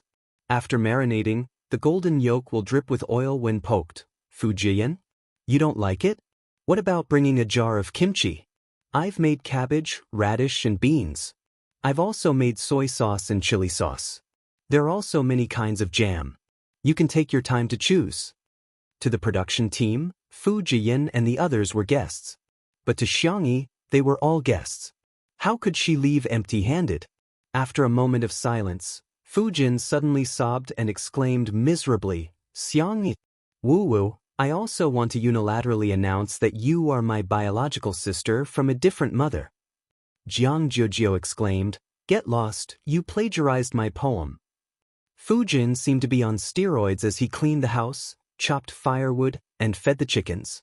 He couldn't stop at all.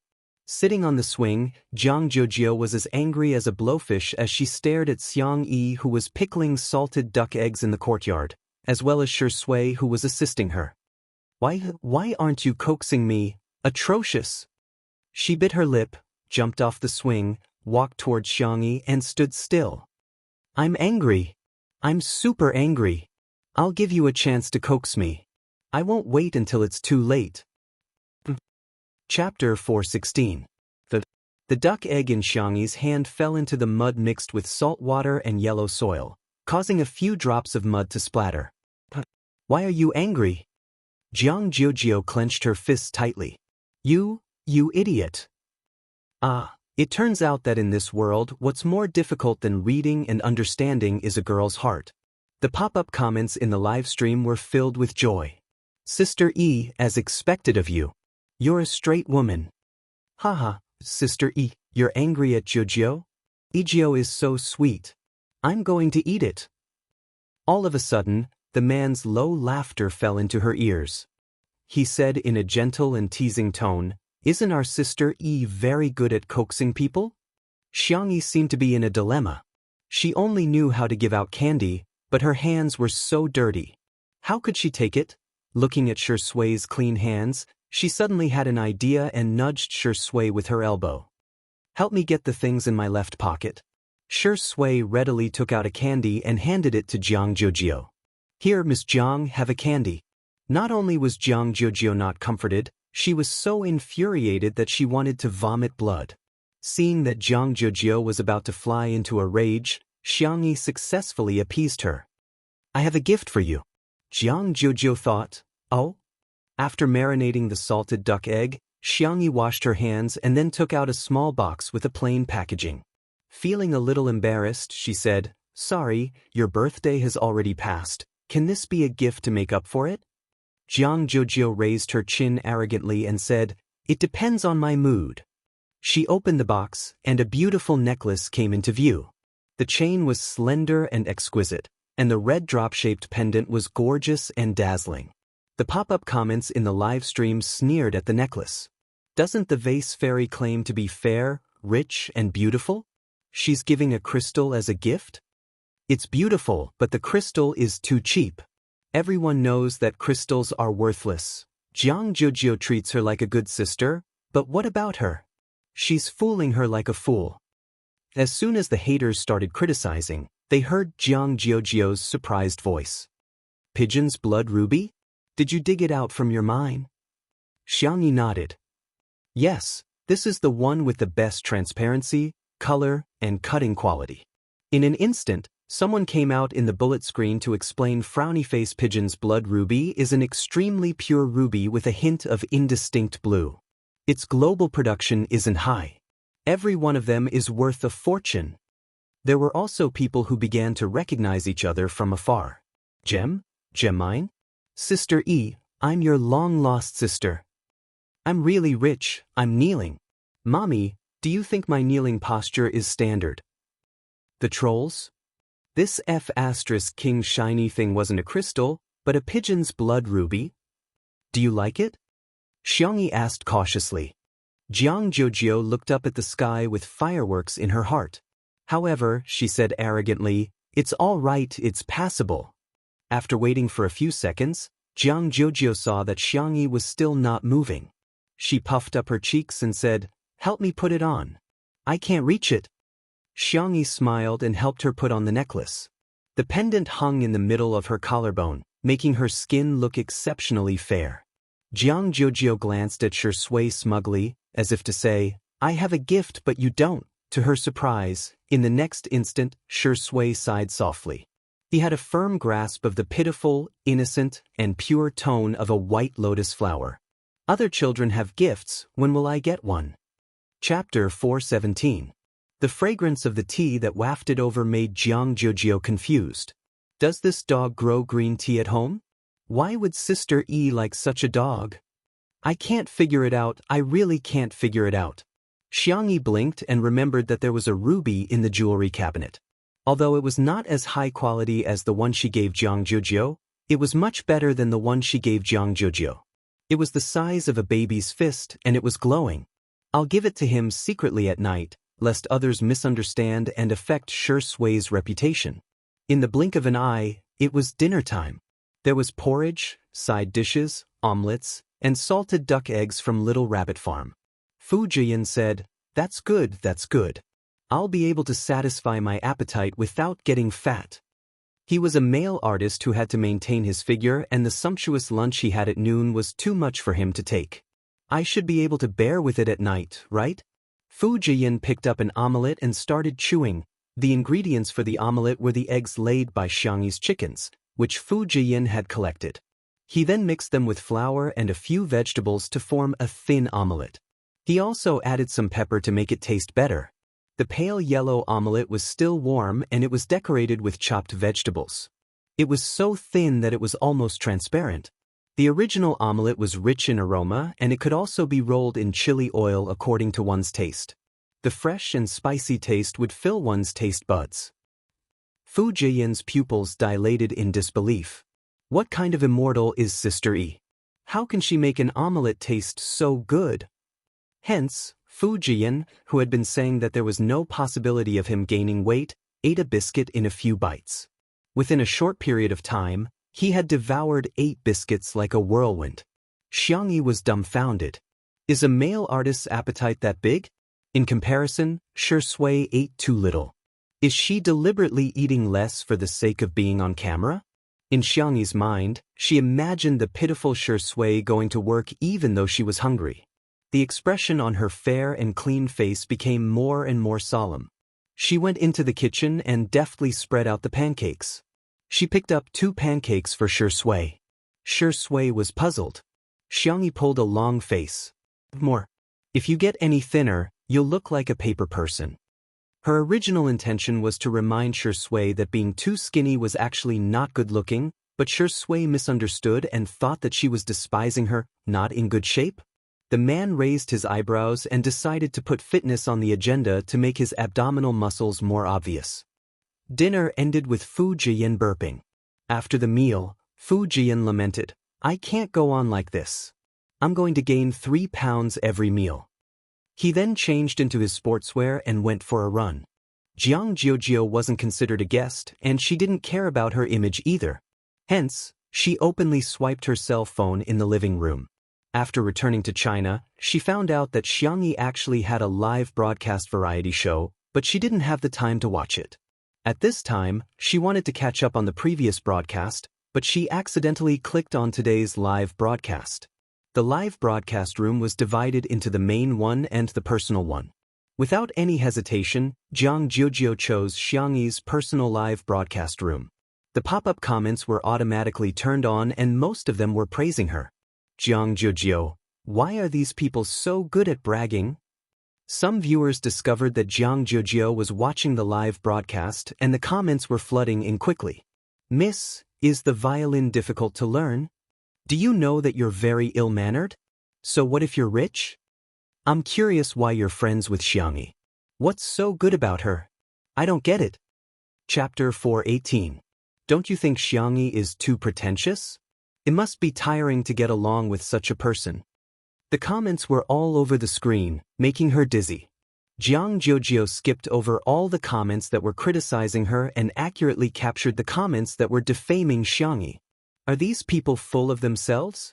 He is so cute, why is she being defamed? Jiang Jiujio exclaimed angrily, you guys are heartless. What right do you have to criticize Yi? When the haters realized that Jiang Jiujio had really seen the comments, they became even more vicious. I still like girls like Jiang Jiujio who are genuine. Xianxia is too pretentious. Isn't she tired of pretending to be perfect every day? Miss, blink when you're threatened. You weren't like this when you first arrived. Why are you defending Xianxia now? At the end of the day, the Vase Fairy is just a variety show star. Besides, apart from Two Under One Roof, she doesn't have any other decent variety show resources, let alone a representative work. Although I admit that Xianxia is a little popular now, it's just a castle in the air. Without any works, her popularity is like a plate of sand that can be blown away by the wind. How can Two Under One Roof continue to be live-streamed? When this variety show ends, she'll definitely be ruined. Jiang Jiujio looked at the comments in disbelief. Has he always been criticized like this? Why is there so much malice between people on the internet? She belatedly realized that there was something wrong with Qin Wanyan's words. In the past year, she rarely contacted Xianxia and only met her for a short while at the Xiang family's old residence. At that time, Qin Wanyan was also present and pestered her to add her contact number.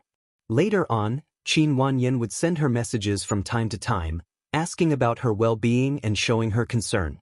Those words gave Jiang Jiujio, who was far away in a foreign country, a warm comfort. Hence, she once regarded Qin Wanyan as a friend. After returning to China, Qin Wanyan had asked her out for a meal. During the meal, Qin Wanyan mentioned that Xianxia's personality had changed drastically. Xianxia was cold-blooded and heartless to her friends. She was in love and only had men in her eyes. She didn't even treat her sisters as friends. She even complained that she had accidentally offended Xianxia, and Xianxia wanted to kill her. Now, her company was gone, her career was ruined, her fans had left her, and her acting career was coming to an end. Hence, Qin Wanyan wanted Jiang Jiujio to plead on her behalf and ask Xianxia to let her off. Jiang Jiujio naturally wouldn't believe her completely, but she was more or less affected. When she first arrived, her attitude towards Xianxia wasn't very good. Jiang Jiujio felt extremely guilty when she thought about how she had caused Xianxia to be scolded because of her attitude. Just then his phone vibrated. It was a message from Qin Wanyan. First, it was a weather forecast that reminded her that the temperature would drop tomorrow. She then said, I'm so envious. Xianxia treats you like a good sister, unlike me. I don't know how I offended her. That's why I ended up in this state. Jiang Jiujio squinted and thought about how Shui looked in the afternoon. She gritted her teeth and typed rapidly. She replied, Xianxia won't bully others. You said that she bullied you? She must have. You deserve it. Qin Wanyan, who was on the other end of the screen, was speechless. Jiang Jiujio raised her little face and said fiercely to the camera, Xianxia is not like what you guys are saying. She's the best and most gentle girl in the world. If you guys keep spouting nonsense, I'll make you bald. Chapter 419. Jiang Yi said in a menacing tone. There were no cameramen in the living room at this moment and there were only fixed camera positions. In the director's room, Li Jianyu and the others were eating omelets and side dishes when they heard Jiang Jiujio's words. Everyone, she's a little cute. In the live stream, the netizens were also a little surprised as they didn't expect Jiang Jiujio to say such a thing. You want me to make you bald? That's not necessary. I'm getting involved. My scalp is starting to hurt. Even if you want to make me bald, you have to make me bald. Everyone look at your heads. Do you have any hair left? Dog head, dog head. All of a sudden, the comment section was filled with the silly netizens insulting each other. However, there were still some people who refused to give up. The angrier Jiang Jiujio was, the more smug they were. They were sarcastic and sarcastic. They would say whatever they could to infuriate her the most. Jiang Jiujio clenched her fists tightly, wishing she could go online and beat those bastards up. A clear and gentle voice saved Jiang Jiujio's bad mood in time. "Jiujio, can I wear these pajamas?" It was he. That realization made Jiang Jiujio calm down. She turned around and saw that Xianxia had picked up 2 pajamas, one of which was pink and white with rabbit ears and the other was creamy yellow with bear ears. Xianxia remembered everything she said casually. Jiang Jiujio suddenly felt less angry. What's the point of being calculative with fools? They're already very pitiful for being brainless. It's all right. Despite saying that, Jiang Jiujio quickly went to take a shower and then changed into the pajamas with bear ears. Before going to the living room, she paused in her tracks and turned back to pick up her violin case. Beside the bookshelf, Xianxia was flipping through a book on archery. When she saw Jiang Jiujio coming out with a violin, she smiled and asked, "What song do you want to play?" Jiang Jiujio corrected her, "What song should we play?" With a serious expression she asked, "Can we play together?" Of course, Xianxia wouldn't disagree with such a small request from her best friend. "Sure, shall we go to the violin room then?" All of a sudden, the pop-up comments were full of mockery. "Please, she's the chief of Orpheus. Are you worthy? A student of folk music shouldn't embarrass herself in front of a student of classical music? Wasn't Jiang Jiujio defending Xianxia just now? Why did she change her mind again? Asking Xianxia to perform with her is like asking the clouds in the sky and the mud on the ground. There was no camera installed in the piano room, so Li Jinyu hurriedly asked the cameraman to go over. "Ruanqing, you're that assured? Aren't you afraid that Xianxia will screw up?" Li Jinyu said casually, "I admit that I'm gambling, but I think Sister Yi will let me win." He did not believe in himself, but he believed in Ruanqing. Ruanqing raised her eyebrows. She did not say anything, but her gaze was fixed on the screen. In the piano room, the members of the Xiang family all knew 1 or 2 musical instruments. There was a wide variety of musical instruments in the zither room. In addition to the perennial Western instruments, there were also zither, flutes, and other traditional instruments. Seeing Xianxia wandering around the traditional instruments, the spicy tutu girls were worried for her. However, they saw her skimming past the traditional instruments and finally choosing a cello. It's not a 3-string or an electric guitar, but the cello? Someone mocked. "Come on, this is a cello. How dare she choose it just because she knows how to play it?" However, the moment the girl sat down and picked up the bow, her aura seemed to have suddenly changed. Chapter 420. She lowered her eyes, and her long eyelashes cast a faint shadow on her fair face. Her hand that was holding the bow was slender and soft. Her knuckles were slightly protruding, and her pale blue veins were clearly visible. She was low-key, not ostentatious, but elegant and calm. Even though she was wearing cute bunny ears pajamas, she looked like she was holding a cello recital in a gorgeous gown. It had been a long time since she touched the cello. Xianxia first tried to play it, and then tuned it unhurriedly. Someone retorted, "Is there something wrong with you? What are you delaying for? If you know how to play it, just admit it. What's the point of pretending?" At this moment, a golden pop-up comment appeared in front of everyone's eyes. The golden pop-up comment was a privilege given to the Hall of Fame streamers by the Xianxia app. Generally, those who could enter the Hall of Fame were all famous streamers on the Xianxia app. The person who posted the comment was Little Nocturne, a streamer with 1 million fans in the music section. Little Nocturne. She didn't use any tuner or software to help her, nor did she ask Jiang Jiujio to play a standard note for her. If she's not pretending, she must have an absolute sense of sound, right? The golden pop-up comment appeared on the screen for 15 seconds before disappearing, enough for countless netizens to see it clearly. Wow, she's a living Nocturne. Nocturne, when are you going to live stream? I want to hear you play the piano. Reflect on how long you haven't live streamed. Why are you watching someone else's live stream? Absolute sense of sound? Sounds impressive. Does the vase fairy actually have such a thing? Little Nocturne, who was in front of the screen, was also a little uncertain. Absolute sense of sound referred to the ability to distinguish the specific pitch of a sound without any reference pitch. This included the sound of rain, thunder, and even the sound of a door opening in nature. In the ears of people with absolute sense of sound, these sounds were like the melodies in a staff. There was no need for deliberate practice. They were born with it. It was not an exaggeration to say that it was a one-in-a-million talent. Even the Orpheus Orchestra that Zhang Jiujio was in, which had gathered the top young performers from all over the world. Not everyone had an absolute sense of sound. However, when Xiangyi finished tuning, Little Nocturne's eyes lit up in front of the screen. She really had it. There was no lack of people who knew music in the livestream. I'm going to kneel down to Sister E. This tone is even more accurate than mine with a tuner.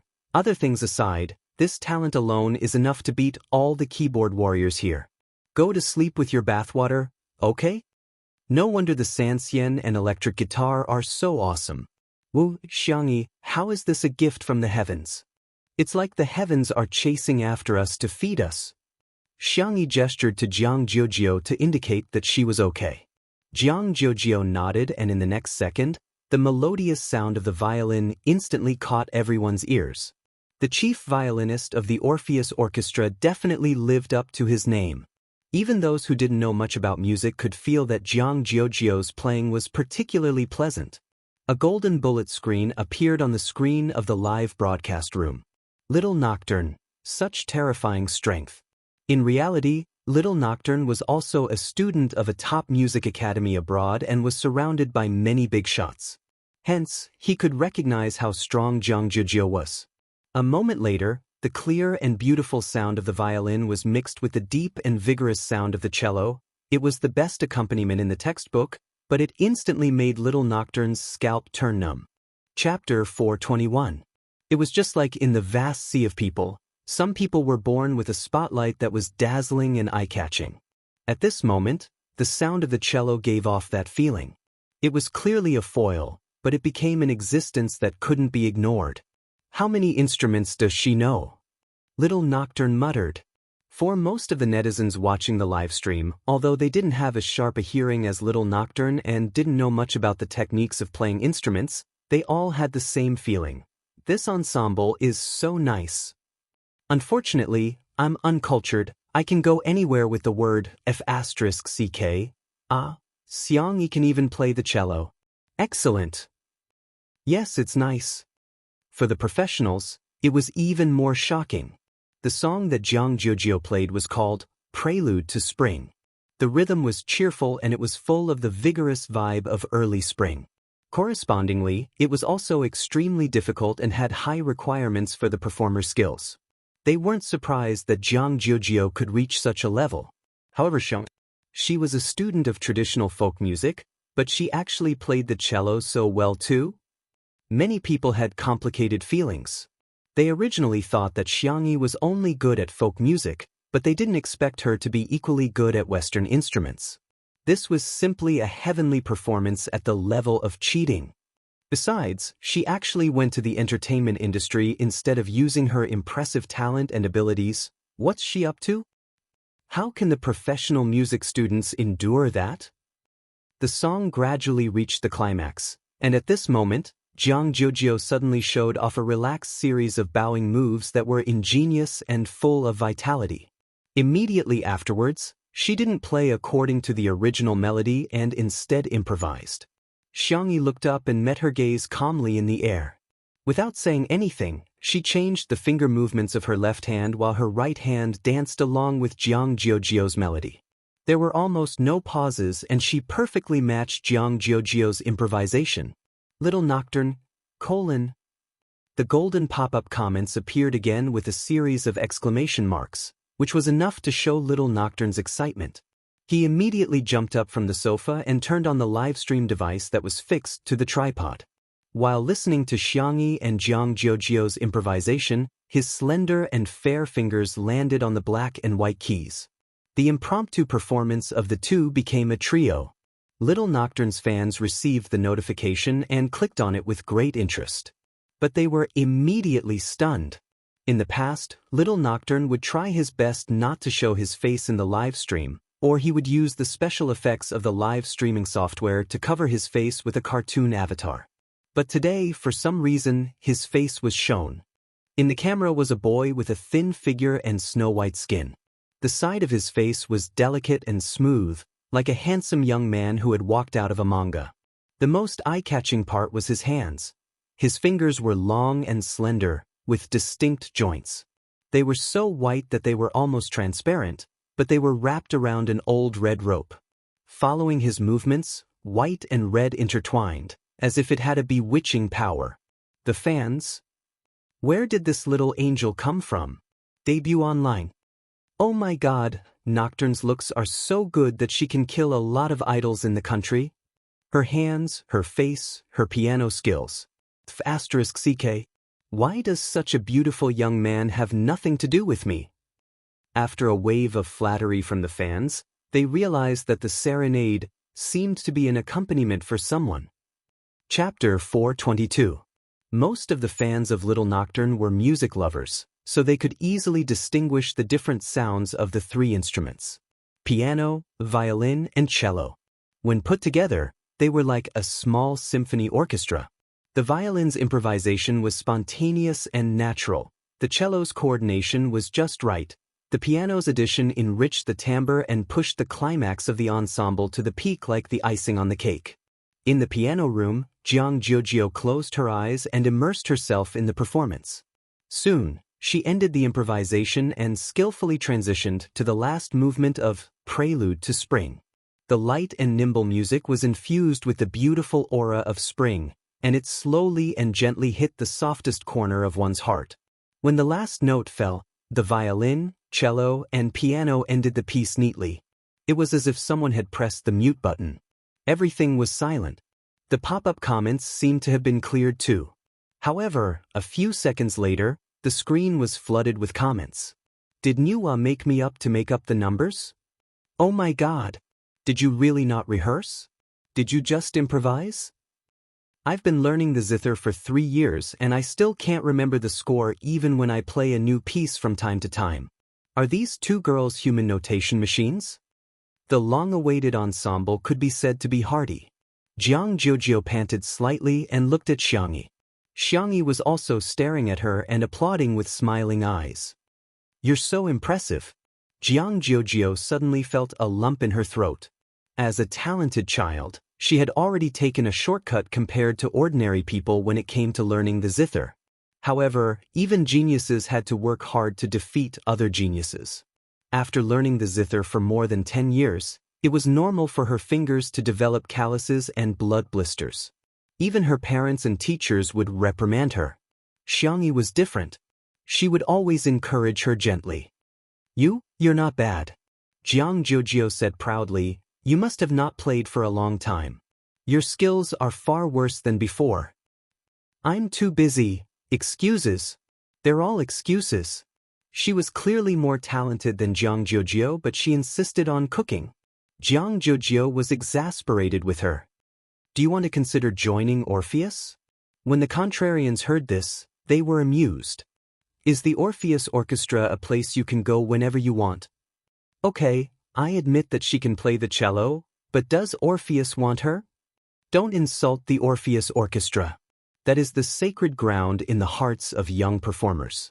It's not something someone like the vase fairy can tarnish. There was a lot of discussion in the bullet screen, but in reality, Xiangxi's expression was very calm. She shook her head and said, Jiujio, I want to do what I like. Fame and fortune, applause and slander, she did not need and did not care. Because he had lost everything before, he knew what was the most precious. Jiang Jiujio pursed her lips, feeling a little upset, but she was determined to respect Xiangxi's choice. She pushed Xiangxia out of the piano room. You go out first. I want to be alone for a while. Xiangxia was a little bewildered, but she still nodded and did as she was told. The door was closed and the soundproofing of the piano room was excellent.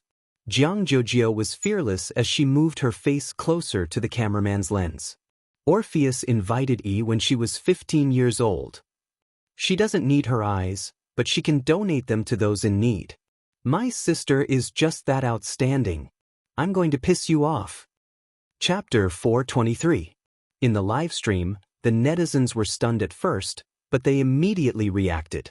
Is Jiang Jiujiu insulting the haters? Today's cuteness is a critical hit. What kind of peerless cutie is this? Wow, Missy is really just being arrogant on the surface, but she's actually very protective of Sister E. I'm in love with her. When can I have such a sisterly relationship? Our 8-person dormitory is going to debut in a palace drama. The amount of information in Jiang Jiujiu's words also shocked the netizens. She was invited by the Orpheus Orchestra at the age of 15? Doesn't that mean that Xiangyi is just as capable as Jiang Jiujiu in music? Nua, when you created Sister E, you must have meticulously crafted her, given her a free cheat code, maxed out her talent, and even created a few immortal brothers for her, right? Outside the door. After Xiangyi was pushed out, she happened to see Shui, who was by the French window. Dressed in cotton sportswear, the man was reluctantly rubbing Xiao Naofu, who was unwilling to be rubbed by him. The reason was none other than the fact that there were no more material. Li Jinyu was now beginning to despise Shui. Without Sister E around, he felt that he was simply too boring. He was either reading a script or a book, which was often mistaken for still images. In desperation, the production team had no choice but to bring Xiao Naofu and little Shiji over so that the audience could at least enjoy the cat. Xiao Naofu and Shui could be said to be disgusted with each other. Shui rubbed Xiao Naofu casually, obviously distracted. Xiao Naofu stuck its buttocks out at him and used its body movements to express its disdain for him. Little Shiji, on the other hand, was docile and obediently nestled beside Shui's feet, dozing off in a daze. Hearing the familiar footsteps, Xiao Naofu broke free from Shui mercilessly and scurried towards Xiangyi. Xiangyi squatted down and caught it. Xiao Naofu rubbed itself against Xiangyi's chest affectionately and even pressed itself against her cheek in a bid to kiss her. Boom dash, Xiangyi kissed its forehead and asked softly, "Are you hungry? Do you want some milk powder?" Xiao Naofu glanced at Shui, wagged its tail ostentatiously, and let out a cute meow. See, this stupid woman still loves this hoo-hoo the most. Shui clicked her tongue and reached for her pocket out of habit. However, she quickly realized that he had quit smoking. He pressed the space between his eyebrows, feeling slightly irritated. Suddenly, a transparent and exquisite candy jar appeared in front of him. It was filled with lollipops. Here, fruit-flavored. The girl had a good voice. It was warm and soft but not overly sweet. Shui thanked her and watched as she proceeded to make some goat milk powder for Xiao Naofu and little Shiji. Hugging the candy jar, he smiled happily and seductively. He raised his eyebrows at Xiao Naofu and lazily provoked, "Kitty, what should I do? I have candy but you don't." Xiao Naofu let out a ferocious roar. Meow! In the live stream, this is the kind of couple that men should love. He's really giving out candy. Untimely sweetness is crying. That last syllable of yo is really asking for a beating, huh? In the director's office, Li Jinyu stared at Shui in disdain with a look of disdain. Look, if Sister E doesn't show up, it's just a still screen. As soon as Sister E shows up, he's a horny dog. Just when he thought that Shui was horny enough, he slowly picked up the kitten and asked with a chuckle, "Do you want a kiss, kitty?" Xiao Naofu shuddered with horror in its eyes. Damn it, don't come over, stupid woman, come and save me. Chapter 424. It tried its best to push Shui away with its furry paws, its resistance written all over its body. However, Shui deliberately misinterpreted its meaning. You want a kiss? Say you're so clingy, Xiao Naofu barked angrily, woof woof woof. A certain best actor, who had easily angered the kitten into barking, blinked his long eyelashes and teased, "You don't want it? You're such a hypocritical kitten. Do you want a kiss on the face or?" He deliberately tapped Xiao Naofu's mouth with his slender and fair finger. Xiao Naofu trembled even more violently, and its fur stood on end. Would I be embarrassed to bully Sister E? Would I bully a kitten? Of course, I wouldn't. The man's pale and thin lips were perfectly curved. Perhaps because he had just drunk some water, they were moist and glossy. He leaned over and inched closer to the soft kitten bit by bit, as if he was in slow motion in a movie. I don't know who to be envious of. God, let me have Xiao Naofu's soul. Haha, Xiao Naofu really doesn't know how lucky he is. Wait, didn't Sister E kiss Xiao Naofu just now? If Shi Sui kisses it, wouldn't that be equivalent to indirectly kissing Sister E? Damn. Damn. Xiao Naofu was about to be kissed by him. Woof. Little Shiji bit Shi Sui's pants fiercely and hostilely. Shi Sui paused and glanced at the little Shiba Inu on the floor. Little Shiji was instinctively a little afraid of him, but its courage was commendable. Woof woof woof. Shi Sui seemed to be deep in thought and let go of Xiao Naofu with a smirk. Xiao Naofu scurried away so quickly that it left after images. It nestled at the kitchen door and stared in Shi Sui's direction vigilantly. Little Shiji chased after it and lay down beside Xiao Naofu, licking its fur to appease it. At this moment, Xianxia came out with 2 bowls of goat milk powder and asked in bewilderment, "Why are you guys here?" Xiao Naofu looked up aggrievedly and complained with its chubby face. "Meow meow, stupid woman, dog-like men are bad." Xianxia placed the bowl on the ground and coaxed it for a while before walking towards Shi Sui. "Xiao Naofu," she said helplessly. Shi Sui chuckled. "I was just teasing it." "The production crew? The netizens? Are you human? You're so calm and composed, you're worse than little Shiji." Xianxia saw that the script from last time was still on the coffee table in front of him. She asked curiously, "Haven't you thought about it yet?" Shi Sui pondered for a moment and said, "Actually, I wanted to ask you if you're interested in acting in a movie." Xianxia was stunned. "Huh. The Deshio to Shiji to Zien to Itu. Best to be. To do to act to Veet. She's just a variety show star. She doesn't have any representative works, yet she wants to reach the top in a single bound? Men are indeed creatures who think with their lower bodies. They have no bottom line when it comes to young and beautiful women. Hey, that's not how resources should be given." Xiangyi's acting skills in the TV series previously shocked me so much that I still have lingering fears. "Don't worry, you can take your time to think about it." At most, he wouldn't take on the role. It was inevitable that there would be regrets in life. Shi Sui was quite open-minded about such matters. Recalling Si Chuanbai's call just now, he said, "By the way, Brother Si wants me to tell you that you have to film a variety show in the next 2 days." Coincidentally, the official Weibo account of National Mass Workout happened to announce the news almost at the same time as Shi Sui. Chapter 425. Quan Min Lai Sports v. Xiangyi v. Sister E, nice to meet you. It was a simple text that was much more straightforward and clear than a long speech. The comments section below the post exploded. Is Sister E a guest? What the heck? They actually invited Vase Fairy? Are you serious? Doesn't National Sports only invite A-listers or big shots? Everyone was discussing fervently. When the news spread to the live stream, it immediately caused an uproar. It's actually National Sports? Who dares to say that Xiangyi has no resources? No. This is the most popular variety show in the country with the highest viewership ratings. Only then did everyone realize how terrifying Xiangyi's popularity was. She could be considered the fastest rising female celebrity of the year. The Spicy Tutu fans were emboldened and quickly retaliated. Take away our Sister E, don't cue us? No way, right? No one really believes that Sister E doesn't have resources, right?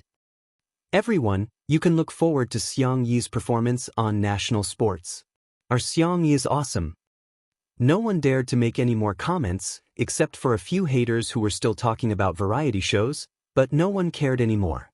Although variety shows were not a good term, the popularity brought about by variety shows was obvious to all.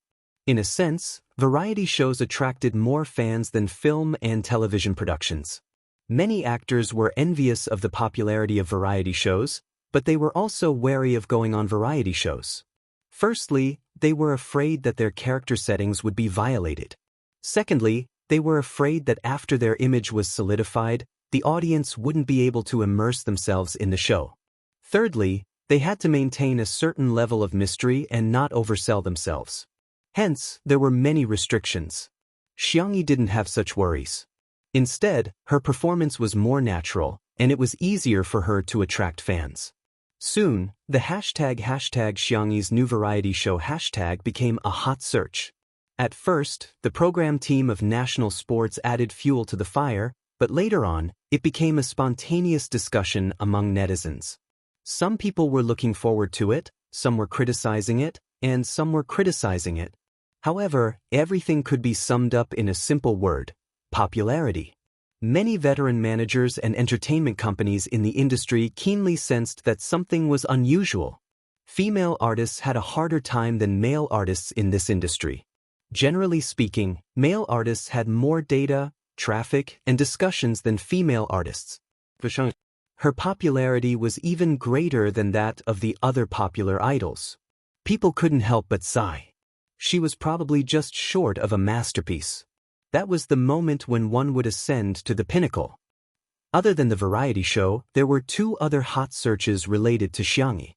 One was a duet with Zhang Jiujio, while the other was a video that many netizens clicked on and were dumbfounded. Why is there an additional piano ensemble? Wait a minute, this little brother is too handsome. While countless people were licking the screen, they also dug out information about the piano player. Little Nocturne, whose real name was Ling Yi, was a student of a top music academy overseas.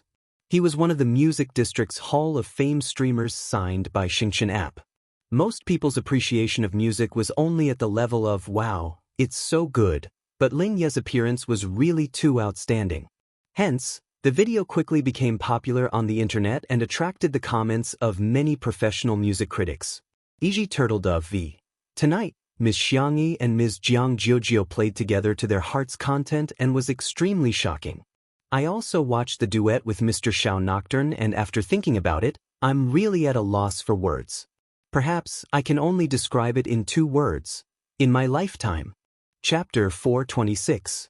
In this ensemble, the violin was fully deserving of being the protagonist, while the piano was an evenly matched opponent.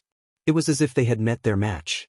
The surprising thing was that the cello not only perfectly played the role of a foil, but it was also the best accompaniment and had a strong presence that could not be ignored. Its low and heavy tone neutralized the intensity of the battle. It had the vigorous vitality of spring when all things were growing and growing, as well as the gentle prelude when the snow melted and the ice river flowed. 3 instruments, 3 people. 1 + 1 + 1 no longer equaled 3. A. Gray Turtledove's evaluation could be said to be quite high. He was not the only one. Even a renowned musician in China, Old Mu, had reposted the video and added 2 words to it. Old Mu v. Not bad. The netizens were shocked. If they remembered correctly, the last time Xianxia accompanied C7, this big shot had come out to play the bass. They didn't expect him to come out and support Xianxia again this time. His status in the music industry was comparable to that of a national team player. Such an existence actually appeared to support Xianxia. However, this was just the beginning. Several masters of the folk music industry, such as Sanxian, Suona, and Guqin, anyone who knew how to use Weibo or had a Weibo account, all reposted, commented, and liked the video. The netizens looked at the master's Weibo verification and felt a sense of suffocation. Ah, this is outrageous. Are all these big shots quietly paying attention to Xianxia? Oh my God, Xianxia is the darling of the folk music industry. No, it's not just the folk music industry, but also the big shots of the classical music industry. This is the first time I've seen so many big shots of the music industry on Weibo. I suggest searching for the term #musiclegacy#. Oh my God, Senior's words really touched me. Some netizens clicked on the search engine and the page froze for a few seconds before refreshing. You Suav. Hey, the little girl can play the cello too? Thumbs #musiclegacy#, raised cat calls to Pang V. TSKSK, it's a pity that she doesn't play the eru with such proficiency. Chinese Folk Music Association V. There is no circle in music. Whether it's folk music or classical music, it's worth passing on.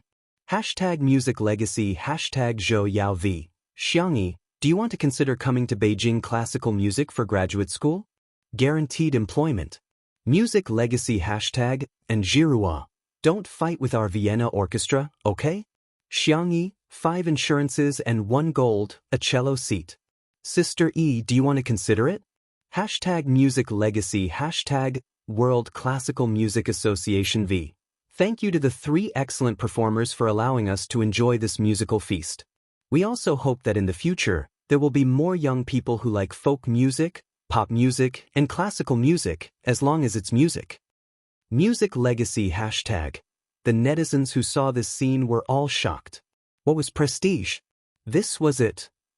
Who in the entertainment industry could get so many big shots and official Weibo accounts to support them? That night, more and more people remembered the name, Xiangyi, and remembered Xiangyi's unparalleled talent in music.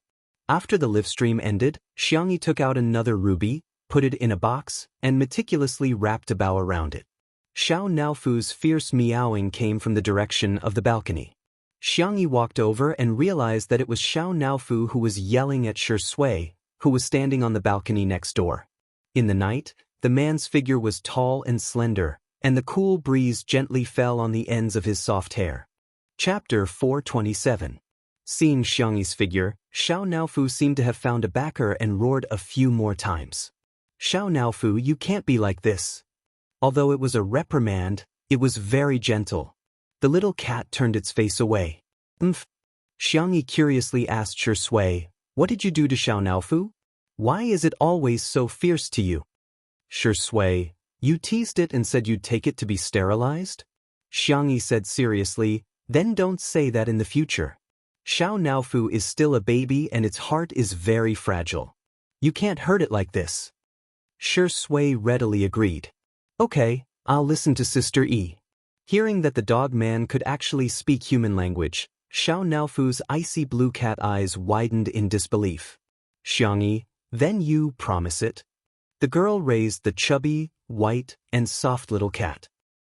Shi Sui probably didn't expect that there would be a day when he would bow down to Xiao Naofu. The tip of his tongue pressed against his chin in displeasure. After a few seconds, he sighed. Xiao Naofu, I won't scare you with sterilization anymore. He had to listen to Tutu's words. Xiao Naofu's tail swung twice in the air, dizzy from the sudden bliss that fell from the sky. The next second, it heard Xiangyi say, you're not allowed to be fierce to Shi Sui Gij anymore. Xiao Naofu, meow. I won't listen. Xiangyi patiently persuaded, if you're obedient, I'll make you a luxurious seafood set meal, the kind that can have 10 ingredients. Xiao Naofu, would this Hu bow down for a mouthful of food? Of course. It made a sweet and soft meow, in a flattering and coquettish tone. Okay, then you two shake hands and make up, okay? Hearing this, Shi Sui and Xiao Naofu's eyes revealed rejection. But Xiangyi insisted. Thus, Shi Sui had no choice but to stretch out her bony fingers.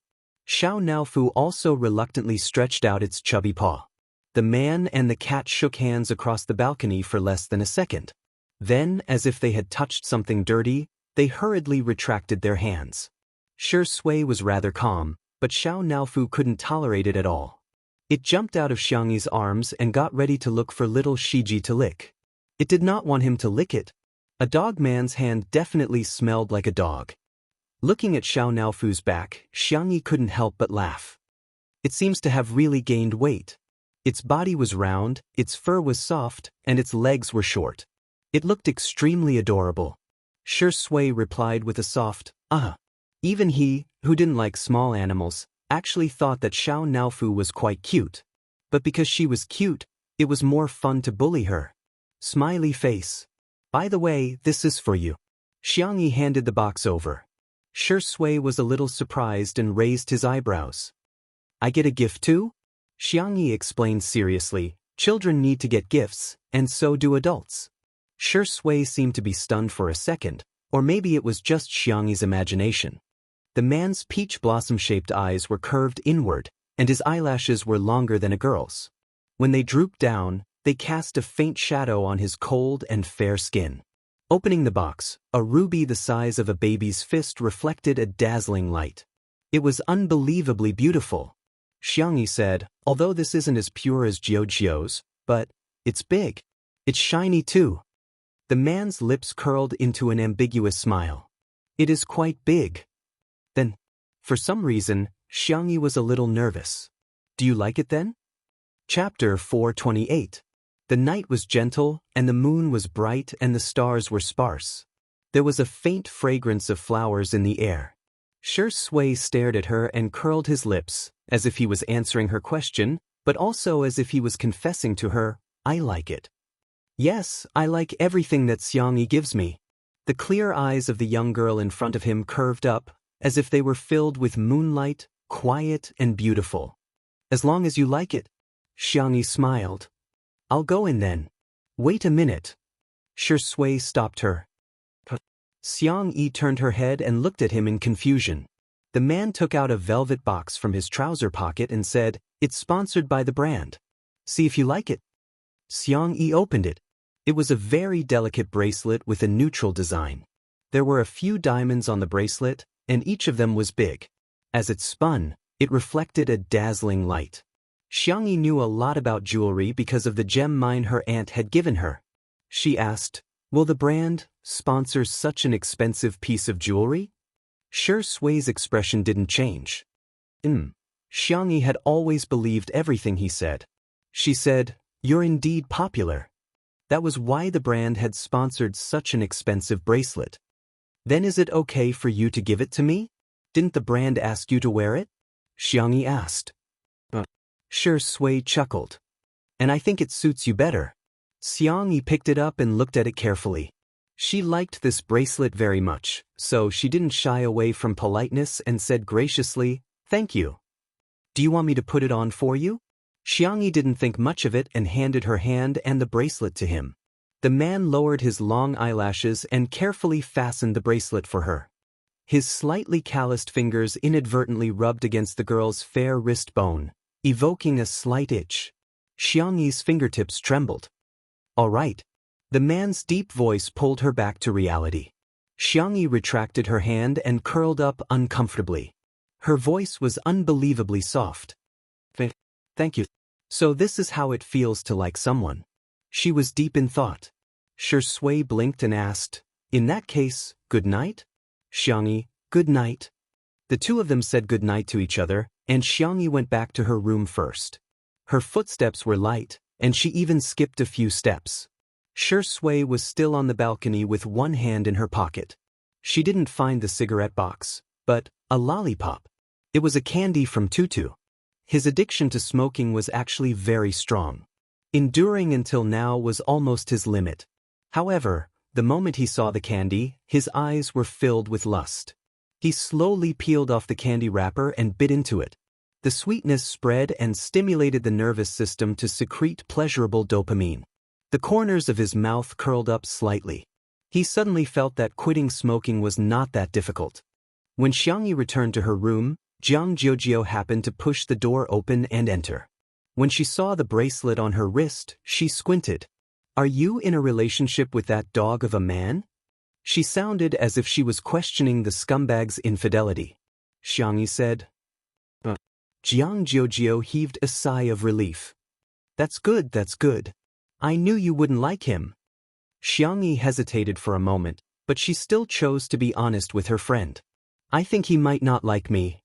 Jiang Jiujiu was speechless. Looking at Jiang Jiujiu's dumbfounded expression, Xianxia calmed down. She didn't confess because she didn't want to affect Shui during the livestream.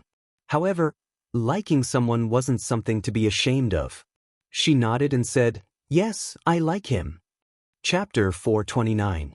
Pitter-patter, Jiang Jiujiu froze in shock as if she had been electrocuted. Her lips quivered and she couldn't believe what she had just heard. How could my adorable and perfect fall for Shui, that dog of a man? Jiang Jiujiu raised her hand and checked the temperature of Xianxi's forehead before muttering to herself. Why isn't it hot at all? Xianxia was caught between laughter and tears. I don't have a fever. No, you have a fever. Jiang Jiujiu said firmly, sit here obediently, I'll go get you a thermometer to measure your temperature. She pressed Xianxia onto the bed forcefully, and after taking a few steps out, she realized that she was being a little too concerned and added proudly, "Don't misunderstand.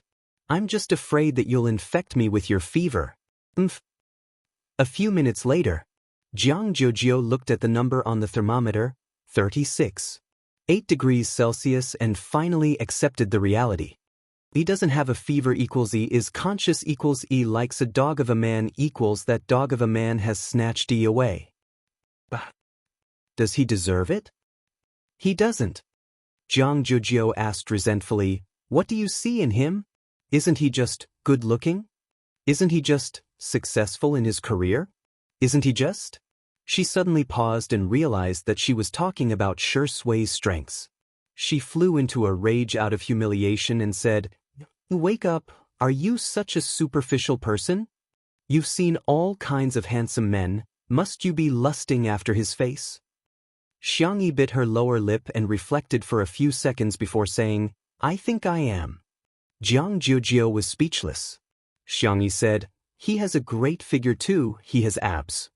Jiang Jiujio was speechless. "So you're not only lusting after his face, but you're also lusting after his body?"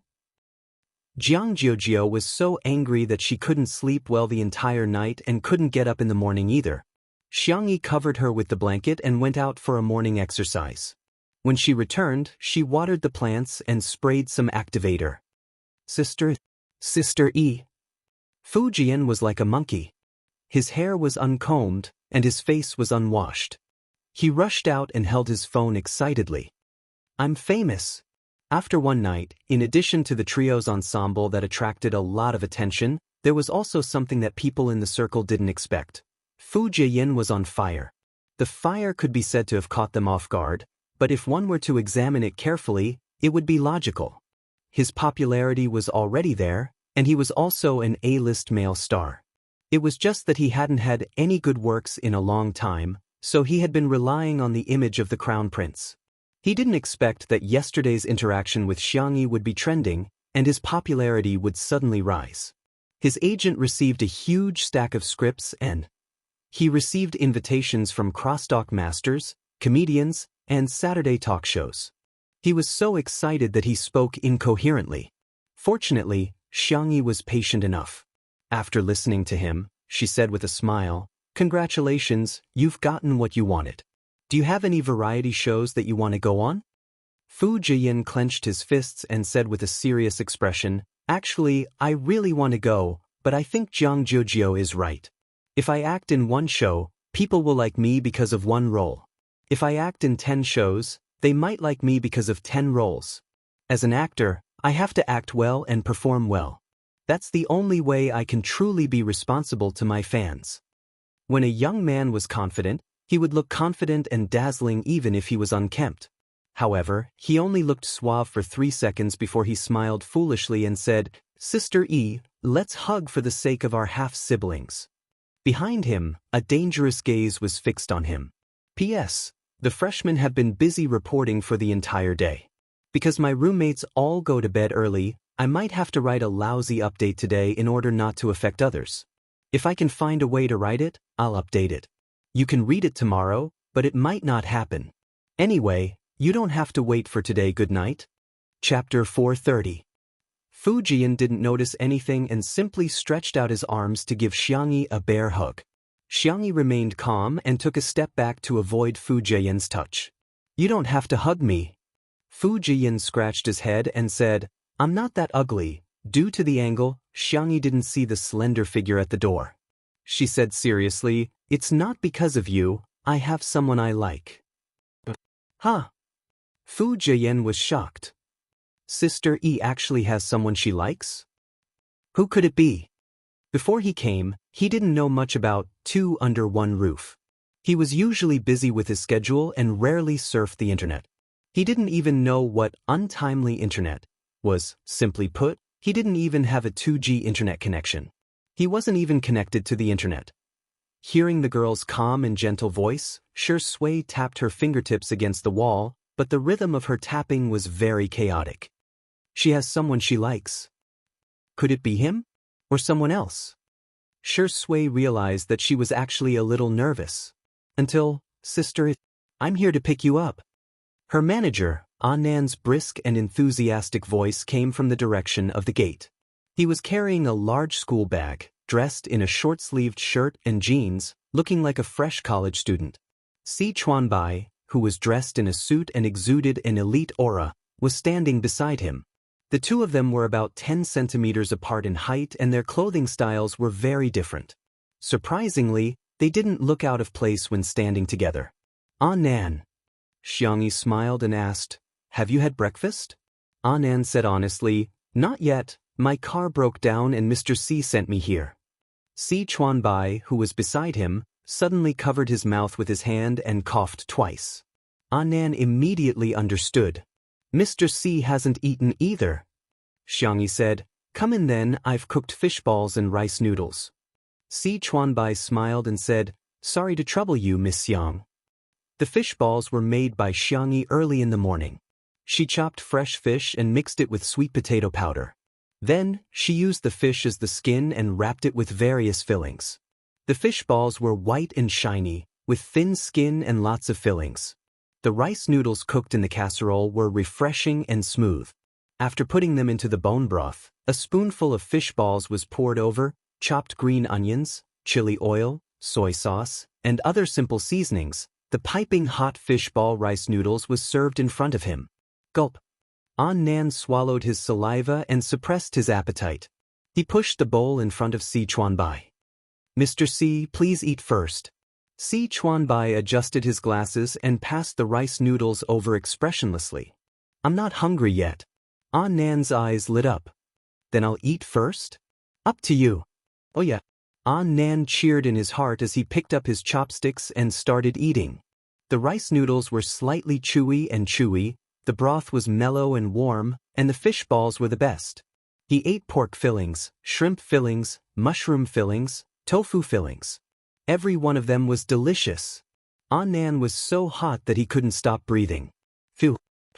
Si Chuanbai said, "Slow down, no one's going to fight with you." "Wow, this is delicious." "This is delicious too."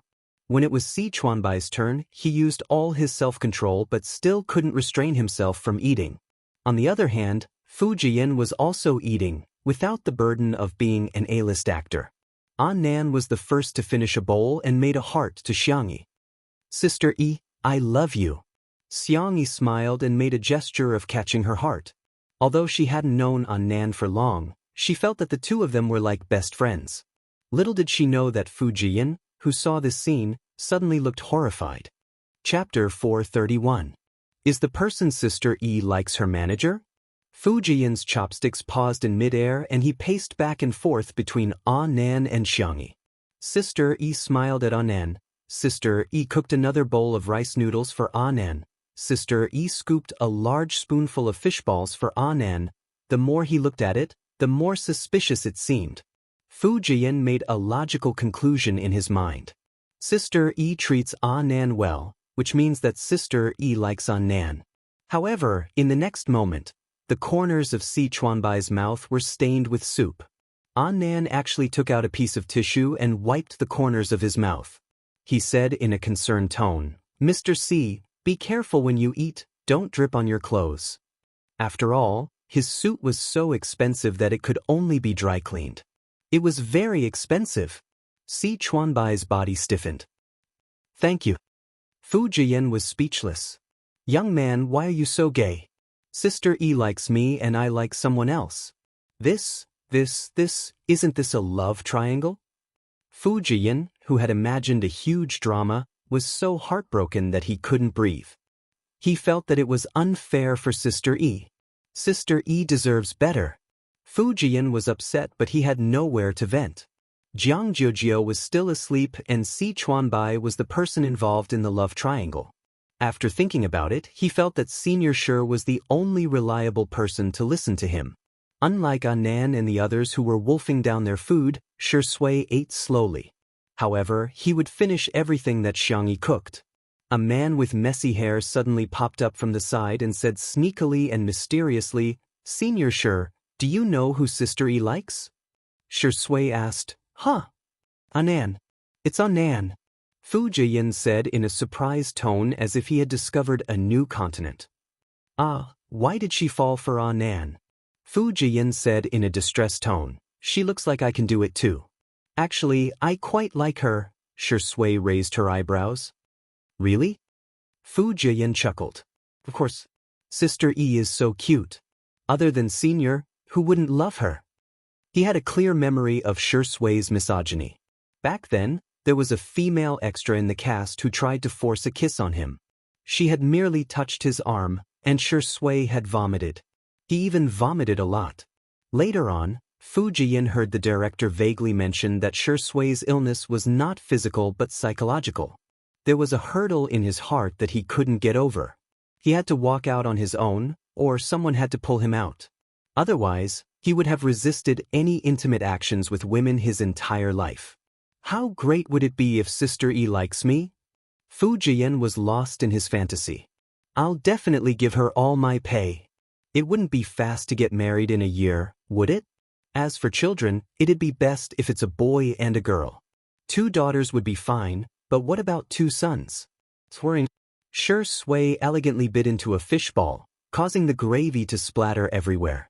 The aroma made him squint slightly. You're right. Fu Jian thought he was referring to the children. Hey, Senior, you don't like sons either? Right? Younger daughters are better. Shui suddenly said, I'm also human. Fu Jian laughed. Senior, your joke is really cold. If you're not human, then what are you? Shui was calm and composed. Fu Jian's laughter stopped abruptly. Who wouldn't love a human? I'm also human. His gaze was even more horrified. It was the kind of panic that one would feel when they suddenly connected from a 2G network to a 5G network. Chapter 432. Oh my God! Did I find out some big secret? Senior sure actually likes women. And the one he likes is Sister E. So here's the problem. He likes Sister E, but Sister E likes someone else. Doesn't this mean that we're back to the Matryoshka doll mode? A love triangle within a love triangle? It turns out that the one suffering the most is Senior Sure. Beneath his glamorous appearance was a sad man who cried silently in the middle of the night. Fu Jian's gaze towards Shui gradually turned sympathetic. He boldly patted Shui's shoulder and said, Senior, it's not easy for you either. Shui was confused. On the other side, after breakfast, Annan began to discuss work matters with Xianxia. This time, Xianxia was invited to save the day. A popular male celebrity who was originally invited couldn't participate for some reason, so the director of the program decided on Xianxia at the last minute. Good girl, I'll go with you for the next 2 days. That program is really tiring, you have to be mentally prepared, Annan said earnestly, wishing that he could take Xiangyi's place and suffer in her place. Xiangyi said calmly, Do you want to eat dumplings? Wrap them up with meat, vegetables, and other delicacies and chill them for dinner? Annan was speechless. I'll eat. Okay, sit down and wait for me. Xiangyi went into the kitchen and busied herself while Annan sat obediently on the small stool. He felt that he wasn't on a field trip, but a public trip with free meals. After the dumplings were wrapped, Annan took on the task of packing them while Si Chuanbai helped him. Xiangyi simply packed her luggage and pulled it to the bedroom door. Shui naturally took it from her. The man was tall and had long legs, so the height of the suitcase was a little low for him. He lifted it to the highest point and barely reached a comfortable position. I'll send you out, he said. Xiangyi nodded and walked out while giving him some trivial instructions. Don't feed Xiao Naofu too many snacks, it's time to lose weight. There are still leftover fish balls and dumplings in the freezer. You can make steamed dumplings and curry fish balls with Director Li and the others. Also, the fish tank I bought will arrive in the afternoon. Uncle Wang will send the fish over then. Please take good care of them for me. Shui listened quietly, occasionally nodding to indicate that she was listening. The road to the gate was very long, but it also seemed very short. Shui put the luggage into the trunk with one hand.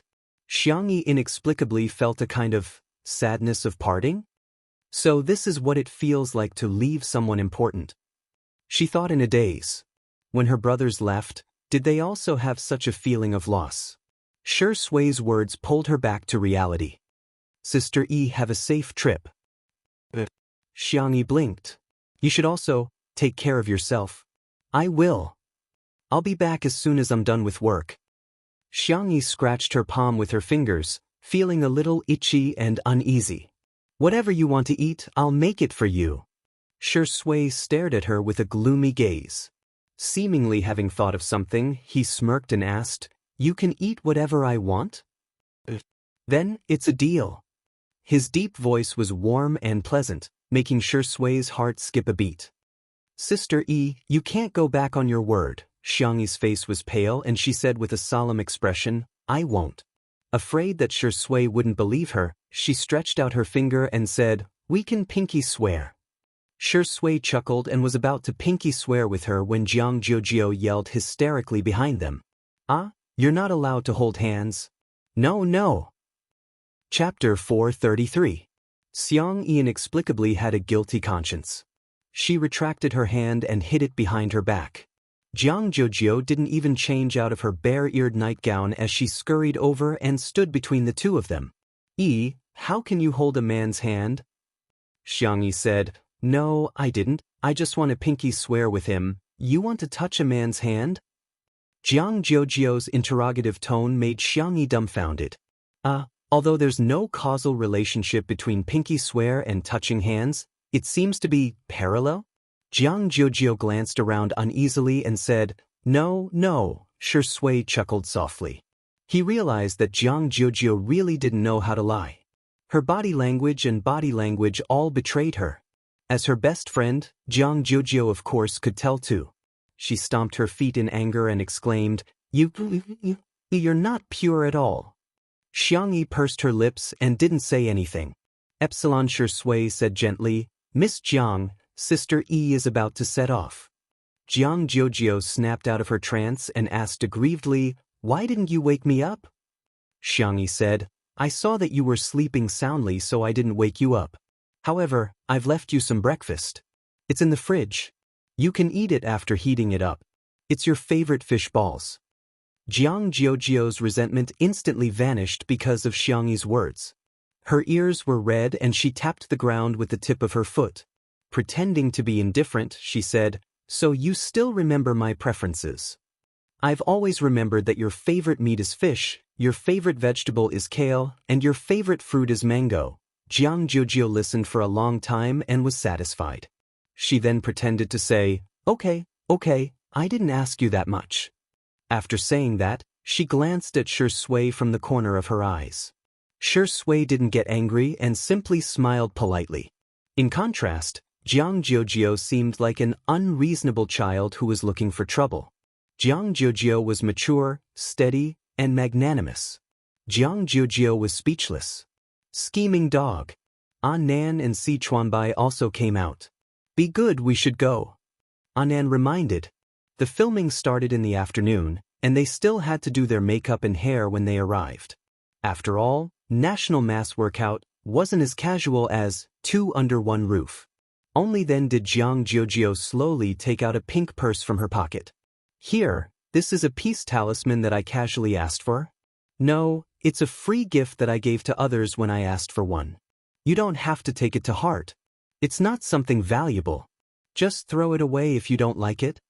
Although he spoke proudly, his hands were trembling slightly. He was afraid that Xiangyi would refuse. Xiangyi took it and carefully put it in her pocket. She patted her pocket and said in a gentle voice, Jiujio, I will keep it well. Jiang Jiujio felt a lump in her throat and she looked away. Leave then, don't say goodbye to me. I hate hearing those words. Xiangyi tilted her head and thought about it before suddenly giving Jiang Jiujio a hug. She gently patted Jiang Jiujio's back. See you next time then. Jiang Jiujio's eyes turned red. You're a man of your word. Whoever stands you up is a dog. Okay. Fu Jiyan, who came out to join in the fun, was even more confused. Why is there another pair of romance lines? So, it's a love triangle within a love triangle and then a love quadrangle. Si Chuanbai steadily parked the car at the filming location. In the dressing room, a woman's disgruntled voice sounded. Chapter 434. Are you kidding me? What right does that woman have to film the show? Does she deserve to be in the same frame as me? Your production team is really funny. Of all people, why did you hire a D-lister? Another person who seemed to be a staff member said in a humble tone, Sister Yen is right. Teacher Su, please bear with us. You'll regret it sooner or later. She's a troublemaker. If she causes any trouble, don't expect me to clean it up for her. When she was almost done venting, a sweet and soft voice sounded like the spring breeze in March. Okay, don't make things difficult for her. I'll just be more careful. The staff member was relieved and wiped the sweat off his forehead. Thank you, Teacher Su. You're so nice. Sister Yen said, forget it, I won't say anything else. Give us the mission card for this episode in advance. Well, the staff member was a little hesitant. According to the rules, they couldn't reveal it to the guests, but when he saw the beautiful face of the young woman in front of him, he was momentarily bewitched. Okay then, I'll send you the electronic version later. Remember, don't spread it. You're so nice. Thank you, let's add each other on WeChat. I'll treat you to a meal when I'm free. What? A superstar actually wants to add a lowly staff member like me?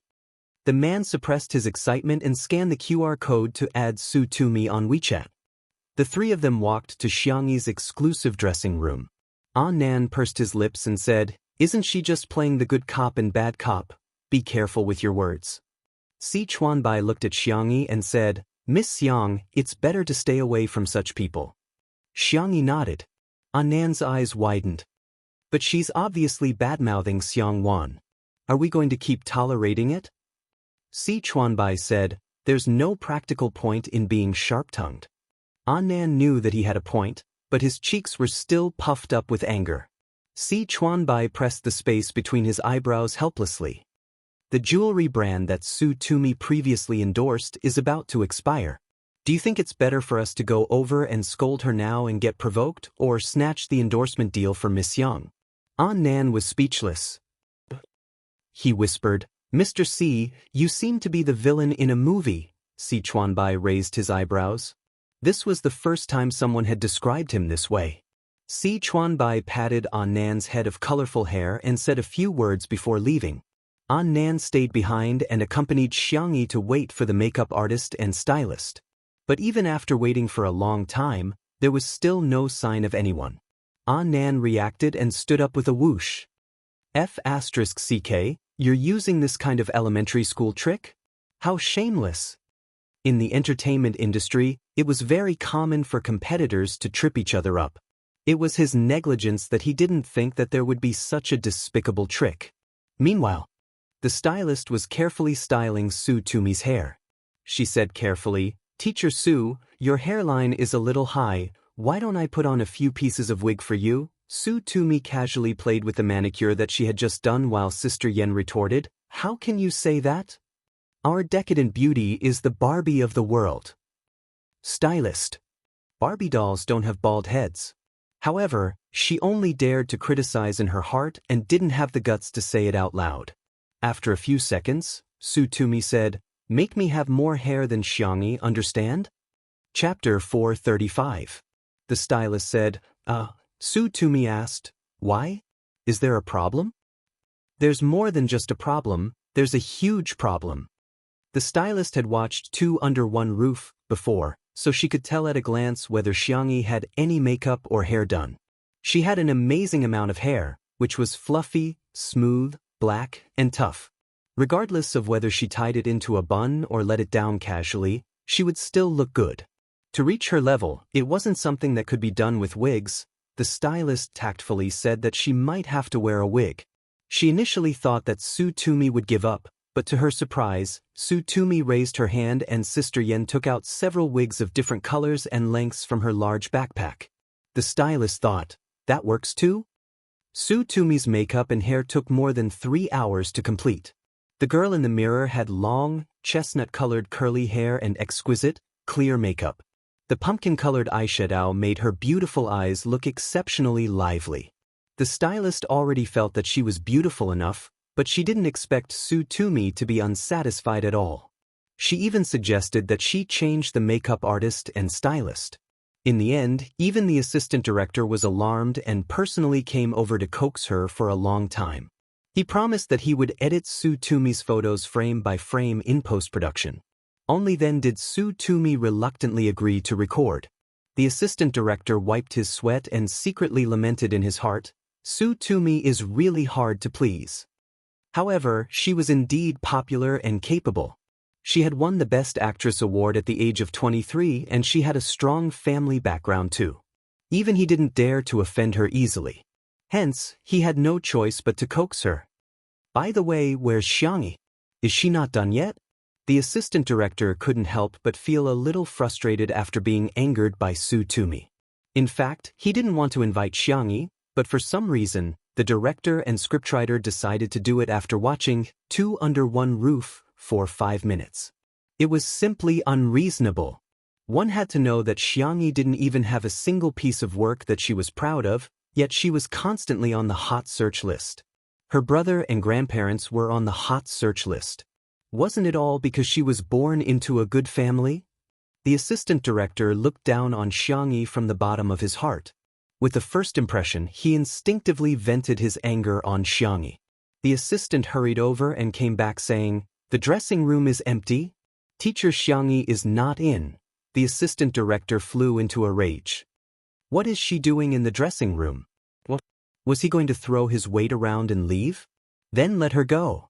Does she really think that our show can't survive without her? The assistant said obsequiously, "I heard that the stylist and makeup artist arranged for teacher Xianxia suddenly fell ill and couldn't come. Could it be because of this?" The assistant director choked and quickly flew into a rage out of humiliation. Then wouldn't she have brought her own stylist and makeup artist? If he didn't even have this bit of adaptability, how could he survive in this industry? Why doesn't she reflect on herself? Why do other artists have to find trouble with her? The assistant, he didn't agree with the other party's point of view, but he didn't dare to refute, so he chose to keep his mouth shut. However, the more the assistant director thought about it, the angrier he got. Xianxia just comes from a wealthy family, but she doesn't have any abilities at all. How dare she throw her weight around? Tell her that if she doesn't appear in front of me within 5 minutes, she doesn't have to come. The assistant director said sternly. In the next second, someone ran over while panting heavily. "Is Teacher Su not ready yet?" Teacher Xiang has been waiting at the filming location for a long time. Chapter 436. In an instant, the assistant director's face changed from green to red. It was an exciting scene. The assistant next to him secretly laughed and pretended to be surprised. "What? Teacher Xianxia's stylist and makeup artist didn't come, did they?" The assistant director caught hold of her weakness and questioned, "She went barefaced? What does she take National Mass Workout for? It's not a casual show like Two Under One Roof. Artists like her who don't know how to respect others should be banned." The errand keeper was dumbfounded. "Is that so? But Teacher Xianxia's hair and makeup are very beautiful. There's a man with colorful hair next to her who is helping her touch up her makeup." The assistant said, "Oh, that should be her manager." The assistant director was dumbfounded. Why does the manager know how to do this? Is he trying to steal Teacher Tony's job? His expression was ugly and he was still stubborn. How good can the makeup done by a manager be? "I'll go take a look. If it's not up to standard, it'll have to be redone." Everyone at the scene suddenly fell silent, knowing that he was going to cause trouble. The assistant was indignant. "It'll take at least an hour or two to redo. Isn't he just deliberately making things difficult for her?" However, his words carried little weight and he couldn't say anything. He secretly sighed and prayed in his heart, "I hope Anan's skills aren't too bad so that Xianxia won't be scolded too much." The filming location was Nanqing Gymnasium. The production team had contacted them in advance and there was an area in the gymnasium that was specially cleared today. In order to promote various sports, the production team divided the process into 2 rounds. The first round was to accumulate points through the sports competition, and those with high points would receive rewards that could be used in the second round. The second round was an all-member competition that had many forms, such as tearing off name tags, catching criminals, and so on. In this round, they could use the props or various special cards obtained in the previous round. The first round of the day was archery. In order to make it more interesting, the production team used the method of drawing lots to choose different bows. There were professional recurve bows and cartoon plastic bows for comedic effect. The filming had yet to begin and the scene was chaotic and noisy. However, it was almost effortless to see Xianxia in the crowd. The young girl's hair was permed into an egg curl and she wore a large red bow on her head, which made her milky white face look even more exquisite. At first glance, it looked like she was barefaced, but in fact, she was scheming. The base makeup was clear and flawless, and the eye makeup was delicate and gentle. There was no heavy makeup on her red lips, but it highlighted Xiangyi's good looks very well. She was unbelievably beautiful. The assistant director was stunned. He had never seen Xiangyi in person before, and the shock he felt at this moment was immense. That face seemed to be born for the camera. Every move was casual and lazy, but it was captivating. Coincidentally, Su Tumi and Sister Yen also came over. Due to Su Tumi's status, the staff nearby hurriedly took the initiative to greet her. As soon as the assistant director turned his head, he saw Su Tumi, who seemed to be exuding an exquisite aura from head to toe. However, there was really no comparison. Makeup was ultimately just a superficial appearance. However, beauty lies in one's bones, not in one's appearance. Xiangyi, who had an excellent bone structure, could really defeat Su Tumi with just a little makeup. The assistant director had never felt that his face hurt so much before. Su Tumi stared at Xiangyi with her fists clenched. Why does she have so much hair? Chapter 437. Seeing Xiangyi's thick and lustrous hair, Su Tumi's eyes turned red with envy. When she was a child, she had quite a lot of hair, but ever since she entered the industry, she had to go through a lot of styling and perming. Ordinary people would have their hair damaged after perming and dyeing it 2 or 3 times, let alone perming and dyeing it frequently. Coupled with the stress of work and lack of sleep, Su Tumi became more and more popular and earned more and more money. However, her hair also became thinner and her hairline receded rapidly. Her head could be broken and she could bleed, but she would rather die than lift her bangs. Sister Yen went against her conscience and said, "Indeed, an amateur is an amateur.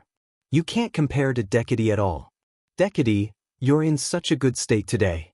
Let me tell you, after this episode is broadcast, you're going to gain a large number of fans for your looks." Oh, she's really pretentious. Who is she trying to bluff with a bow and arrow? Not far away, Xiangyi was picking up a cool black recurve bow. Her body was leaning sideways, standing tall and straight, but her shoulders were turned to face the front of the arrow path. She slowly put an arrow on the bow and slowly pulled the bowstring. With a clang, she hit the bullseye. 10th ring. The number automatically popped up on the electronic display screen. Cheers and gasps of shock filled the air. Damn, she's so cool, so cool. Are you kidding me? Are you a professional here to torture scum? Oh my god, Xiangyi is so impressive. She hit the bullseye with 1 arrow. Sister Yen was speechless. 10th ring?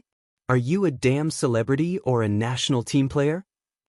While she was in a daze, Su Tumi brushed her hair and walked towards Xiangyi aggressively in her white shoes.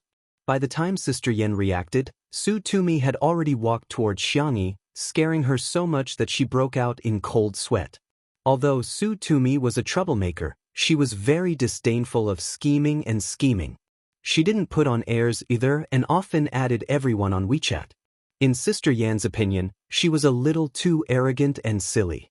Hence, she often played some tricks openly and secretly. On the surface, she deliberately asked for the mission card in advance today. On the surface, she secretly bribed Xiangyi's makeup artist and stylist. If they got into a conflict in public, it would be bad for public relations. Sister Yen hurriedly chased after her. Xiangyi tried the bow and found that it was still there, so she put it down. Suddenly, there was a sweet fruity aroma beside her.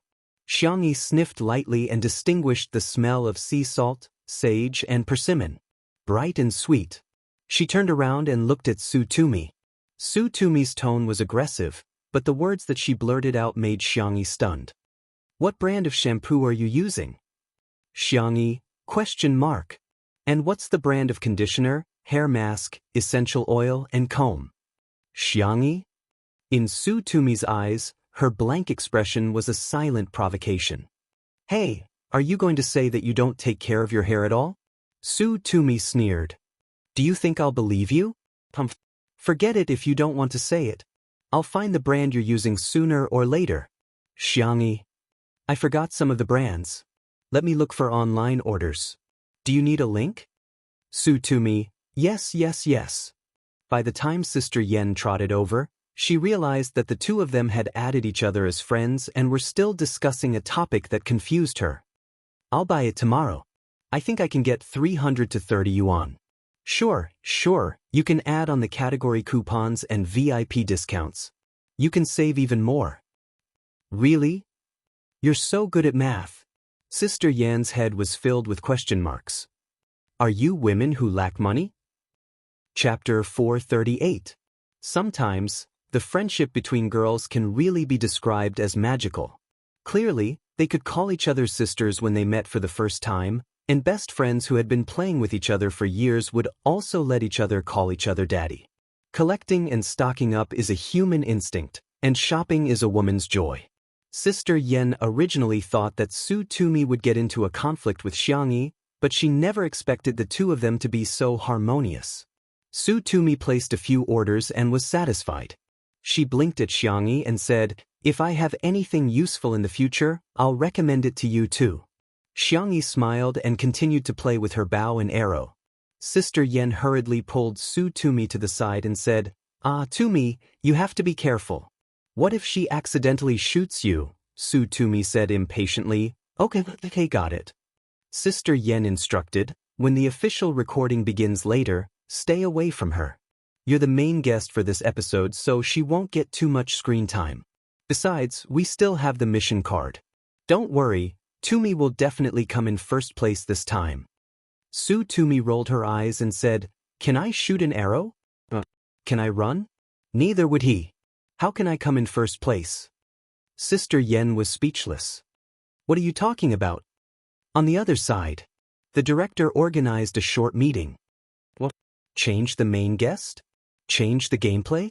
When he heard the screenwriter's suggestion, the assistant director couldn't accept it at all. The previous plan for this episode was quite good. It's not appropriate to suddenly change it now. The director was calm and collected.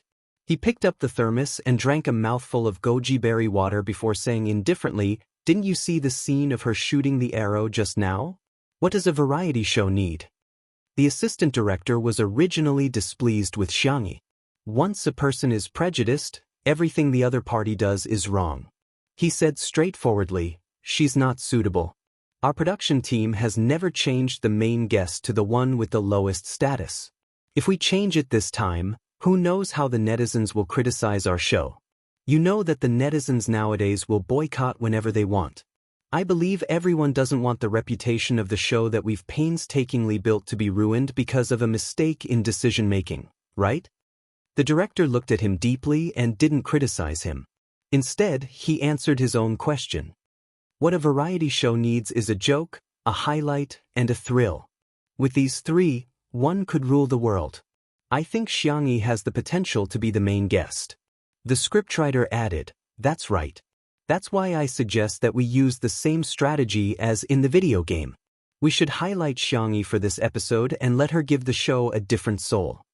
The assistant director was speechless. He felt that the two of them had gone crazy. It's up to you, he said stiffly. If it doesn't work, don't blame me for not warning you. The director, scriptwriter, and the others discussed the new game rules and plans in low voices. The assistant director felt indignant. Just wait, they will definitely regret it. Instead of using Su Tumi as the main guest, they went to replace her with an inexplicable woman. It was simply unreasonable. He hadn't realized that he had been ignored by the core members. The official recording began. Ladies and gentlemen, welcome to this week's National Mass Workout. I'm your good friend Xiao Yao. The host was the resident MC, Wang Yao, who had acted in many family dramas and was very well known among the middle-aged and elderly. First of all, let's welcome our sister Xianxia. Outside the venue, Sister Yan's expression changed instantly. Chapter 439. There was an unwritten rule in National Mass Workout that the first flying guest to be cued would be the main guest of the episode. As the name implied, the main guest would have the most screen time, and even an A-list celebrity wouldn't mind less exposure. Hence, the main guest was a must-have for every episode. Of course, the program team had a high degree of freedom and could choose whoever they wanted. However, Sister Yan had already tacitly agreed that Su Tumi was the main guest, but she didn't expect Xianxia to be the main guest. It was just like a cooked duck that had flown into the mouth of a detestable person.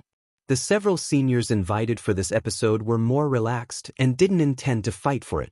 Another popular young hunk and a popular web drama actress looked at each other but didn't say anything. Su Tumi yawned in front of everyone's eyes. Sister Yan was speechless. Are you sleepy at this time? How can a child of your age fall asleep? After announcing the guest list, Wang Yao announced the rules of the first round. They would first draw lots and shoot arrows according to the bow they drew. Each person could shoot 10 arrows, and the person with the highest total score would be in first place. I now announce that the National Mass Workout has begun, Wang Yao said with a grin. Jokes aside, the people present were all celebrities and they couldn't possibly be as obedient as primary school students.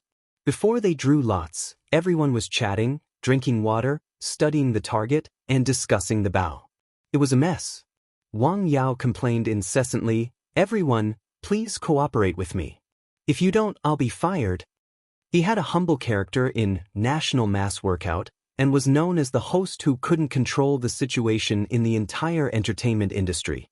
The netizens would always despise him while laughing. The variety show was quite effective. Xianxia took the lead to draw lots. Wang Yao asked mysteriously, "Sister E, what did you draw? Is it a recurve bow? I think you'll definitely look super cool with a recurve bow." "It's not a recurve bow, but it should be cool too," Xianxia said confidently, as if she had drawn a god-level weapon. In the next second, she picked up the only cartoon plastic pink bow and arrow on the scene and calmly pulled the bowstring. The girl stood upright and in a standard posture, but the more serious she was, the funnier she seemed. The director sitting behind the camera couldn't help but laugh out loud. The seated player had drawn a cartoon bow and arrow, which was a joke of its own. Soon after, the others also drew horn bows, crossbows, and hilarious slingshots. However, the most amazing thing was that Su Tumi had drawn the most professional recurve bow. The camera caught her dumbfounded expression. Su Tumi carefully picked up the bow and pretended to shoot an arrow. She raised her chin proudly and asked the person beside her, "Does my bow look good?" "Yes." Xianxia happened to be beside her. "If you hold it like this, it'll look even better." She was at the back and raised her hand to help Su Tumi adjust the way she held the recurve bow. From a certain perspective, it seemed as if Xianxia was holding Su Tumi in her arms. The assistant director could not help but say, "What nonsense is Xianxia doing? Jun Han and Su Tumi should be the ones acting in such an idle drama." Director, "The weather is really good." Screenwriter, "Drink more hot water." Assistant director, "Is there something wrong with these two? Why are they not answering the question?" A living person like him was talking. Were they deaf? Chapter 440. Little did she know that when the staff saw this scene, especially the girls, they wished they could shriek like groundhogs. Who would have thought that the combination of soft girl x sweet girl would be so easy to fall in love with? Did I make it clear? Xianxia asked softly. Su Tumi pursed her lips and said, It's all right." She pulled the bowstring and was about to release it, but Xianxia pressed her hand down. There was a warning in her eyes. "You can't release an empty string, you'll hurt your hand easily." Annan was very good at makeup. He used a brush to gently brush some blush on the tip of Xiangxi's nose, making her look rather pitiful. With such a beautiful face, even if she was a little fierce, she would still be unbelievably beautiful, making it impossible for others to get angry at her. Su Tumi froze for a moment and said awkwardly, "Why are you being so fierce?" Although she said this, she still listened to Xianxia and slowly let go of her hand, releasing her strength. The assistant director muttered, "What's the matter with those girls? What's there to be excited about? The director smiled without saying anything. Everyone took turns to shoot. Apart from the young hunk who shot the 7th ring, the others all shot the 3rd ring and 4th ring amateurishly. Some even missed the target. Xianxia was undoubtedly the most eye-catching. She was given the lightest cartoon bow, so logically speaking, she shouldn't have had any advantage. However, she pulled the string and released the arrow smoothly. 9th ring. Everyone was speechless. You're not holding a plastic bow, you're actually holding an epic artifact, right?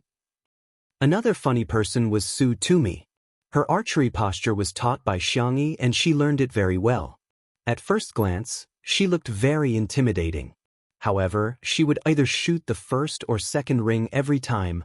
After finally hitting the yellow center, Su Tumi was so excited that she jumped on the spot. I hit it.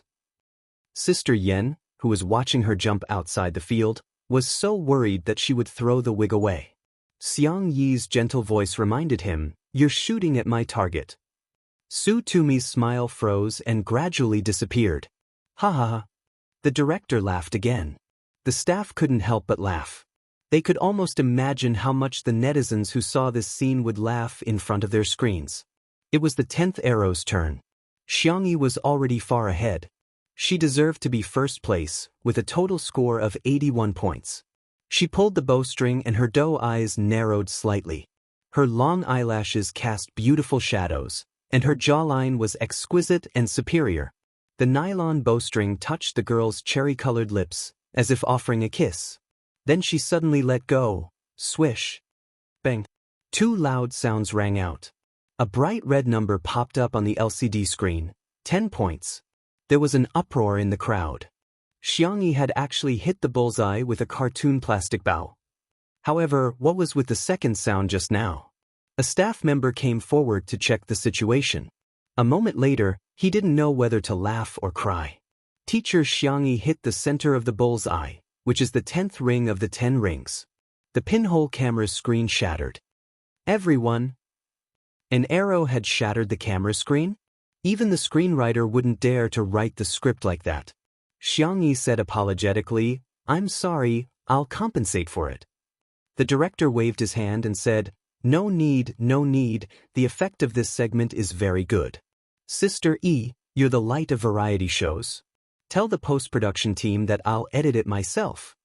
There was another uproar at the scene. As a top variety show director in the industry, he didn't need to personally monitor the post-production, let alone edit it. Sister E Rizabai. Chapter 441. The nicer the director was to Xiangxia, the more sullen the assistant director's expression was. Is this considered a slap to my face in public? He's going against me because he doesn't think highly of Xiangxia. At the end of the first round of the competition, Xiangxia came in first place and received a mysterious prop as well as a small gold medal. She opened it and looked at it before putting it back in her pocket indifferently. As for Su Tumi, she came in last place and didn't get anything at all. She might even be scolded by the audience when the program is broadcast in the future. At the thought of the anti-fans who called her bald previously, Su Tumi felt extremely aggrieved and she became listless like a frosted eggplant. All of a sudden, a golden figure appeared in front of her. "This is for you," Xiangxia said casually. She was usually very tolerant of good-looking people. Besides, Su Tumi looked like she was about to cry. Be it because of her upbringing or because she was obsessed with good looks, Xiangxia couldn't remain indifferent. Su Tumi sniffled and asked in a childish voice, "Are you really giving it to me?" Xiangxia nodded. The truth was that she left in a hurry today and forgot to bring some candy. She felt a little regretful that she couldn't use her ancestral skills to give out candy. Su Tumi glanced at the medal, looked at her toes, and glanced at the medal again. She did it several times and vividly expressed her desire to take it but was too embarrassed to do so. Xiangxia seemed to have seen through her and stuffed the medal into her hand. "I'll go pull out the arrow." Su Tumi stared at her back in shock. The arrows that they shot out previously were still crooked on the target, and there were so many of them that pulling out the arrows became a laborious task. However, it seemed to be a piece of cake for Xiangxia. She gently pulled the arrow out with her fair and slender hand. The popular hunk also came over to try, but in the end, he was stunned and couldn't pull it out at all. He only succeeded after using all his strength. The corners of Su Tumi's mouth curled up, and she put the medal into her pocket properly. The filming came to an end. The second round of the mission was set to be a real-life counterattack, so they had to change the venue. The artists got into their respective nanny vans and raced against time to rest. Sister Yen was still trying to brainwash Su Tumi. Tumi, that Xiangyi is obviously up to no good. She just wants to ride on your coattails. Think about it. If a man were to do the act of gifting a gold medal, wouldn't it be greasy? Don't tell me she's trying to set herself up as the alpha leader or something. Don't be fooled by her. Su Tumi fiddled with the small gold medal. The props made by the production team were quite exquisite, and it seemed to be made of real gold. She said absent-mindedly, "Don't you think she and I are fated? Sister Yen?" My anti-fans scolded me for being bald. Her nickname is Rabbit. Look, this is simply fate. Sister Yen was speechless. Hey, do you know she really smells good? Her hair smells good, her clothes smell good, and her body smells good too. No, I have to ask her what kind of body lotion she uses. Su Tumi lowered her head and sent Xiangyi a WeChat message. Sister Yen was speechless. Fine, I shouldn't have had any expectations for this silly girl. She shouldn't have had any. Everyone rushed to the venue of the real-life counterattack and rested for a while. The popular hunk and Su Tumi's fans had all prepared support food trucks. One of them had snacks such as fried chicken and curried fish balls, while the other had drinks such as lemonade and milk tea. There were cheers at the scene. When one is tired from work, food is the best way to heal one. The assistant director ate the fish balls in big mouthfuls and complained in a muffled voice, "Tisk, that person doesn't even have a support team. She's really miserable." Before he could finish, Chapter 442. Someone exclaimed, "Wow, there are so many food trucks. Which teacher's fan is this?" The assistant director smacked his lips and said, "They're probably fans of a few seniors. Anyway, it can't be Xiangyi's fan. It'd be weird if she had one, huh?" No one agreed. In the silence, his laughter sounded especially ear-piercing. Whoosh! The food trucks were arranged nicely. There were coffee, sandwiches, and small cakes. The most amazing thing was that there was even a barbecue truck. Everyone. Barbecue on the spot. Whose fan support is this?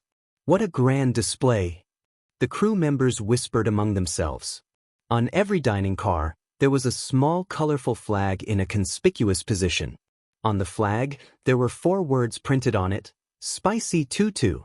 Spicy Tutu? Whose fan is this? I think it's from Teacher Xiangyi's fan base. An uncertain voice came from the crowd. The catering staff on the barbecue truck smiled and said, "That's right, we're Sister Yi's fan support team." In an instant, the assistant director even forgot to chew. His throat slid and he swallowed a whole fish ball. He choked until his eyes rolled back in discomfort. Xiangyi actually had such a luxurious fan support team? How was that possible? The artistes present all had different expressions. They didn't expect a mere Xiangyi to have such great appeal. Annan said excitedly, "Wow, Sister E, your fan club is really awesome." Xiangyi said, "Didn't you and Mr. C help me with this? It's your fans." They were all very happy when they heard that you took on National Mass Workout. Annan showed her the chat history in the fan club. Seeing that someone said that they saved their breakfast money to support her, Xiangyi frowned and said, "These must be very expensive. Calculate how much it costs and help me pay them back." Annan was stunned for a moment. "Sweetheart, this is a kind gesture from the fans. This kind of thing is very normal in the entertainment industry," Xiangyi said sternly. "My fans don't need to spend money on me. I have money." Annan. "Alright, sorry to disturb you. I almost forgot that my darling is a Miss Perfect." He scratched his head and relayed Xiangyi's message in the group. The group was instantly flooded with messages. "Wututu is too gentle and spicy. But I just want to spend money on Sister E. What kind of peerless little angel is Xiangyi Kak?" However, under Annan's insistence, The management still calculated the amount. Nan was taken aback when he saw the price. He typed, 4 dining cars only cost this much? The other party sent a voice message. We only sent a barbecue truck. Is there anything else? Could it be a fan from an unofficial group? Nan had created an official fan club for Xianxia. There was a strict vetting process for those who joined the group. They could be considered as Xianxia's most loyal and hardcore fans. Of course, there were also many groups created by fans. Nan was about to check again when he saw that Si Chuanbai had sent him a WeChat message. Mr. Si, there's no need to ask. The remaining 3 dining cars were arranged by Shi Sui. Nan Hao Nan, huh? So Shi Sui is Sister Yi's #1 fan? I'll go tell Sister Yi now. Mr. Si. I guess so. Si Chuanbai, who was in front of the screen, calmly pushed his glasses up his nose. He probably wasn't the #1 fan. He was probably the #1 suitor. However, his way of expressing his goodwill was too elementary. He didn't even inform Xianxia and had to rely on him and Little Colored Feather to assist him. Chapter 443. Just as Si Chuanbai had expected, Nan told Xianxia about the Shi Sui support truck as soon as possible. Xianxia said, Senior, you're so nice. You're so thoughtful. Nan couldn't help but overthink. Oh my, don't you think Shi Sui seems to treat you differently from others? After all, he had been in the entertainment industry for so many years and was always on the front line. In his impression, Shi Sui had never been involved in any scandals with any female celebrities. Except for Xianxia. He heard that his team was very good at public relations.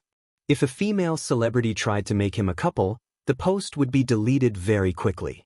However, now there were all kinds of news, gossip, and posts about him and Xianxia on the internet, but Shi Sui's team didn't delete a single post. Xianxia asked in confusion, hasn't he always been so nice? Ever since she was a child, Shi Sui had always been gentle and gentlemanly. He was also impeccable when it came to dealing with others and was very popular with her brother. He was also liked by the elders. Nan opened his mouth and said, I don't think so. While the two of them were chatting, Su Tumi suddenly leaned over and exclaimed angrily, Xianxia, why didn't you reply to my message? Xianxia said, sorry, I didn't look at my phone. Su Tumi pouted. She had a sweet and pleasant appearance in the first place, and when she acted coquettishly, it would make one's heart soften. Tell me then, why do you smell so good? Xianxia didn't know whether to laugh or cry. She sent her the link of the body lotion that she often used and casually said, do you like sweet perfumes? Give me an address then, I'll send you some homemade perfume later. Su Tumi asked in surprise, you know how to make perfumes? Xianxia said, I'm an amateur. Su Tumi believed her, but she didn't want to dampen Xianxia's enthusiasm. After she was rejected when she sent her homemade soap to others previously, she didn't want to make any more handmade products. Okay, I'll try it then. The two of them chatted for a while and rushed over when they heard the director shouting through the loudspeaker. Recording countdown. 5, 4, 3, 2, 1. Now, I'll announce the rules of the game this time. This round uses the real-life CS competitive mode. The game is divided into 2 teams, red and blue. There are 2 ways to win. One is to kill all the members of one team, and the other is to take the other team's flag first. Members of both sides, please guard your own flags and try your best to kill the opposing players. The player with the most kills or the greatest contribution will be the individual MVP of this round. That's all. The game starts now. All the artists were blindfolded and brought to different areas. The moment he saw the light again, he felt a slight pain in his eyes. Xianxia narrowed her eyes and quickly adapted to the light. She began to judge the environment she was in. Before coming here, Nan had changed her hair into a bun. Xianxia casually broke a branch of a plant, weaved it into a hat, and put it on. She rubbed the toy gun in her hand. It was an imitation of a sniper rifle called The Fall of the Gods, and it even came with a scope. Xianxia was not in a hurry to look for her teammates. Instead, she first hid the team's flag in a secluded place. In order to ensure the gaming experience, there were no cameramen following them. However, There were cameras all around, and there was one above each artist's head. The sound of footsteps could be heard. Xianxia skillfully lay prone in the secluded place, loaded the gun, scoped in, and aimed at the source of the sound. The person who came was not wearing the blue team's badge. Bang! Xianxia fired without hesitation. Chapter 444. The shot was decisive and firm. The girl's long eyelashes fluttered, and her fingers on the trigger were fair and soft. She didn't tremble at all. She shot him in the heart. The blue dye exploded and covered his upper body. The popular little fresh meat, Jun Han, was at a loss. He had a feeling that it was over before it even started. The announcement sounded. Player Xianxia has killed player Jun Han. Player Jun Han is out. Immediately afterwards, another announcement sounded. The resurrection card has taken effect. Player Jun Han has been resurrected. 2 more lives? Xianxia raised her eyebrows and was about to fire a second shot when she heard Jun Han hurriedly say, "Sister E, don't shoot, he's one of us." He hurriedly took out the blue team badge from his pocket and put it on. Xianxia was speechless. "So I killed my teammate for the first time?" She walked out from behind the tree, feeling a little embarrassed. "Sorry, I thought you were on the red team." Jun Han sighed. "I deliberately took off the badge to confuse my opponent, but I didn't expect to confuse my teammate." In the director's office, the director laughed so hard that he was almost out of breath. He could already imagine how overjoyed the audience would be when they saw this scene. This little accident was naturally funny and was not something that could be written in a script. Xianxia and Jun Han walked together. Jun Han was a talent show winner and was very good at business and socializing. Even if he didn't have anything to say, he could still strike up a conversation with Xianxia. "I've watched 2 under one roof. Xiao Naofu and little Shiji are so cute. The scene of Shi Sui running with them every day is so funny. It was normal to walk dogs, but it was rare to walk cats, let alone run with them. Xiao Naofu was often as tired as a dead dog and had to stay in Shi Sui's pocket for the second half of the journey. It would stick its head out and pant heavily." Xianxia asked with a subtle expression, "Running? Did he bully Xiao Naofu?" Stunned, Jun Han said hesitantly, "Sister E, aren't you going to watch the replay?" Xianxia shook her head. Jun Han was speechless. He felt like he had accidentally dug his own grave. He hurriedly changed the subject. "The item I got in the previous round was the resurrection card. What about you, senior?" In the previous round, Jun Han was ranked second. Xianxia, "Not yet." She took out a small envelope from her pocket and opened it. There was a card inside. Elimination card. Description: using this card can eliminate 1 player. "Wow, this card is good. Sister, keep it well. You might be able to use this to turn the tables," Jun Han said as he leaned towards Xianxia. He didn't dislike CP fans. On the contrary, he knew what CP fans would bring. Besides, in the current environment of the industry, even if there were rumors about a couple, it was mostly about female artists. Even if she scolded him, what was it in the face of traffic and profits? However, Xianxia did not intend to cooperate with him. She quietly widened the distance between the two of them. Jun Han vaguely realized that she was rejecting him, but he refused to give up. He asked, "Sister E, are you tired? Do you want to take a break?" Xianxia glanced at him. Jun Han didn't know if it was an illusion, but he felt that she was a little disgusted with him. The girl stopped and broke a branch with a crack. She then broke off the branch with her bare hands and handed it to Jun Han calmly. "If you can't walk, I can use this to pull you." Jun Han? Did she interpret his concern as her stamina being poor? "It's not convenient to carry you. How about I carry you?" Xianxia asked sincerely. Chapter 445. Xianxia was telling the truth. Although she was stronger than ordinary girls and knew how to use her skills, Jun Han was still tall and it would be more troublesome to carry him on her back. However, it would save her a lot of effort to carry him. Jun Han forced a smile and said, No need."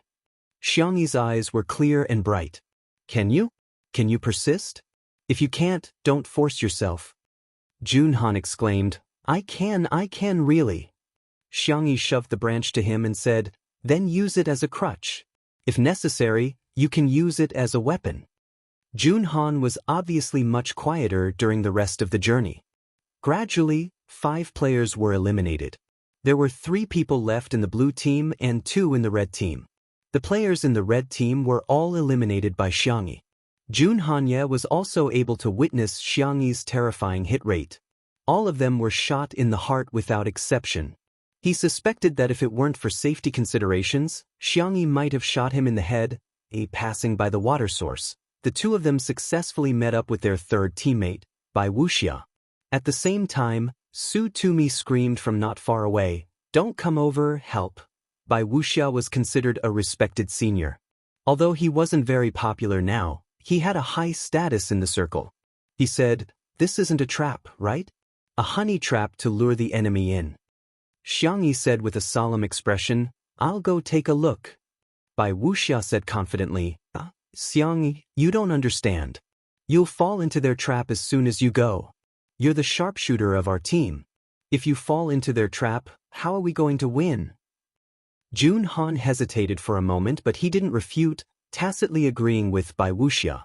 Although it was a variety show, the audience admired the strong. Who wouldn't like to be on the winning side? Xiangyi's attitude was very firm. "I'll go take a look.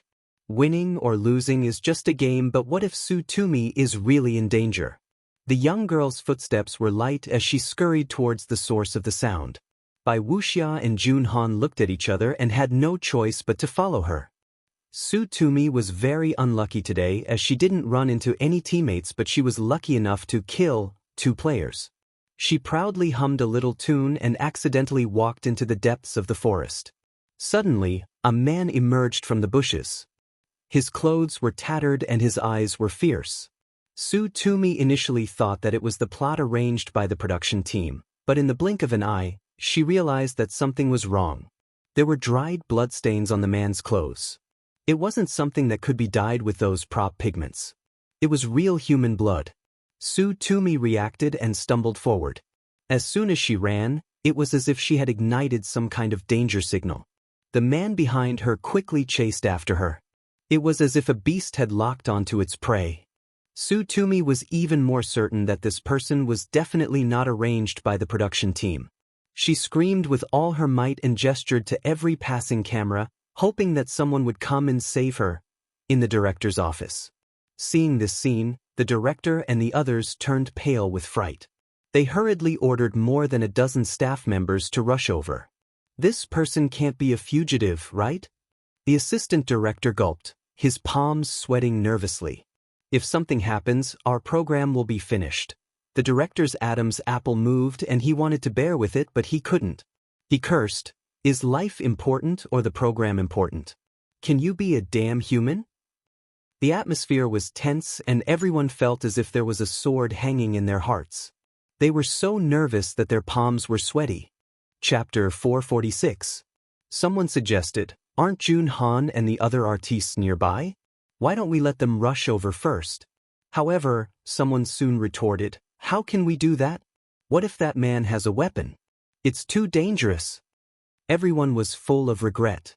They thought that they had made full preparations, but who would have thought that such an accident would happen? Suddenly, the director exclaimed, "Xiangyi is going over." "Huh?" In the lush and deep jungle, Xiangyi's footsteps were light and she ran extremely quickly. She rushed to the source of the sound as quickly as she could, but there was no one around. There were only traces of the grass being crushed. Every artiste was equipped with a headset for emergency communication. The director hurriedly contacted Xiangyi and said, "Su Tumi is not far from you, she's right in front of you at 3 o'clock. Before she finished speaking, she had already followed the traces on the ground and ran straight. Somewhere behind the bushes. Su Tumi's mouth was covered by a pair of dirty hands and she felt suffocated. At first, she could still make some muffled sounds, but soon she didn't even have the strength to make a sound. Tears rolled down her cheeks. Su Tumi never thought that she would encounter such a thing. For a moment, she even felt that perhaps dying here would be the best outcome. Otherwise, what should she do when the entire entertainment industry finds out about this? The sound of the man's rapid breathing came from behind her, accompanied by the rustling of clothes. Su Tumi closed her eyes in despair. Bang! Two voices, one after the other, suddenly rang out. The first was the sound of a toy bullet exploding. The second was the man's painful shriek behind her. Su Tumi opened her eyes abruptly and saw Xianxi's slender figure in a trance. The young girl was wearing a camouflage uniform and a hat made of branches on her head. There were leaves hanging on her eyebrows and her gaze was terrifyingly cold. She held the sniper rifle and fired a second shot at the man. Both shots were headshots. Although it was a toy bullet, it had a certain degree of lethality, let alone a fragile part like the head. The man fell to the ground in pain. He cursed and tried to take Su Tumi hostage. Su Tumi was so scared that she even forgot to escape and struggle. She was dumbfounded. Seeing that the man was about to succeed, Xianxia leaped forward and began fighting with him. The man's skills were unexpectedly good, and the two fell into a stalemate for a while. Jun Han and the others had rushed over as well. Upon seeing this scene, Jun Han tightened his grip on the walking stick that Xianxia had made for him earlier. He asked hesitantly, "Senior, should we go over and help?" Bai Wuxia coughed. Well, why don't you young people go? I'm already so old, so I won't join in the fun." His eyes were very sharp. He had just seen a bulge in the pocket of the man's shirt. It looked like a knife. Only a fool would save a damsel in distress. This was not an act. The most important thing was to protect his own life. Jun Han. In fact, he didn't dare to. Not everyone had the courage to face such a thing. Jun Han took a few steps forward hesitantly, and his calves began to twitch. He gritted his teeth and was about to step forward when he realized that the man had taken out a fruit knife, making him shiver in fear. Why is there a knife? Bai Wuxia looked as if he had expected it and comforted him. Someone will come over later. Let's stand further away. If Xianxia can't hold on, we'll be in trouble. Chapter 447. Little did they know that their conversation was all picked up by the equipment and transmitted back to the director's room. All of a sudden, the room was silent and even the sound of breathing seemed to have disappeared. To be fair, Bai Wuxia was right. Legally speaking, there was no obligation to save others without ensuring one's own safety. However, what he said made her feel especially uncomfortable. If they were strangers, it would be fine, but Xianxia and Su Tumi were considered colleagues. Yet, he stood by and watched the two girls fall into danger. Su Tumi screamed, drawing everyone's attention back to Xianxia. The young girl couldn't dodge in time and was slashed on her cheek. However, she also found a flaw in the man's defense and removed his arm. She kicked the knife away and restrained him with her knee. The man refused to give up and the two of them got into a fight. Xianxi's forehead was covered in sweat and her fair face was flushed. However, she didn't forget to remind Su Tumi, "Leave first." Su Tumi's eyes were red and there were still traces of tears. She nodded and stumbled towards Jun Han and Bai Wuxia. Bai Wuxia's expression changed drastically. "Tumi, don't run towards us. What if that man breaks free?" Su Tumi immediately felt like she had been splashed with a basin of ice water as she felt cold from head to toe.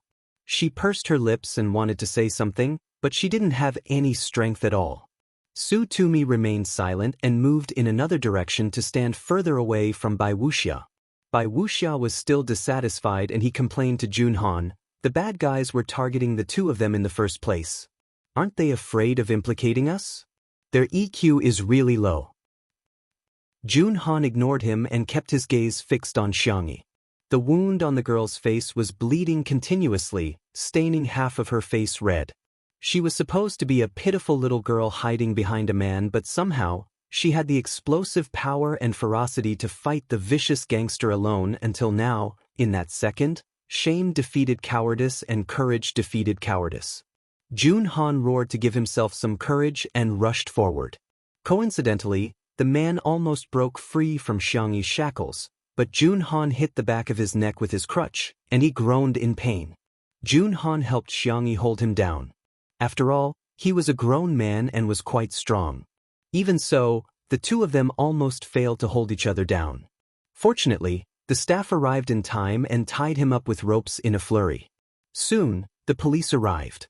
Before the man was taken away, he glared viciously at Xianxia. Xianxia looked at him calmly. There was no fear or hatred, only indifference in her eyes. It was as if from the bottom of his heart he didn't care about the person in front of him at all. The dust settled. The director announced the end of the filming and called for an ambulance to take Su-Tumi and Xiangyi to the nearest hospital. Dong Mei was a stay-at-home mother. Today, she brought her child to the hospital for an intravenous drip and happened to bump into the crew of National Mass Workout, who came to the hospital. She poked her head in curiously and found that the doctor was applying medicine on Xiangyi's face. Hence, she secretly took a photo and posted it at night. Meihua Xiangzi Kahan Lai. I'm really speechless. Are celebrities superior to others? She just suffered a minor injury. Is there a need to make such a big fuss? I also asked around and found out that this celebrity is called Xiangyi. I've never heard of a small-time celebrity, let alone a major one. I'm furious.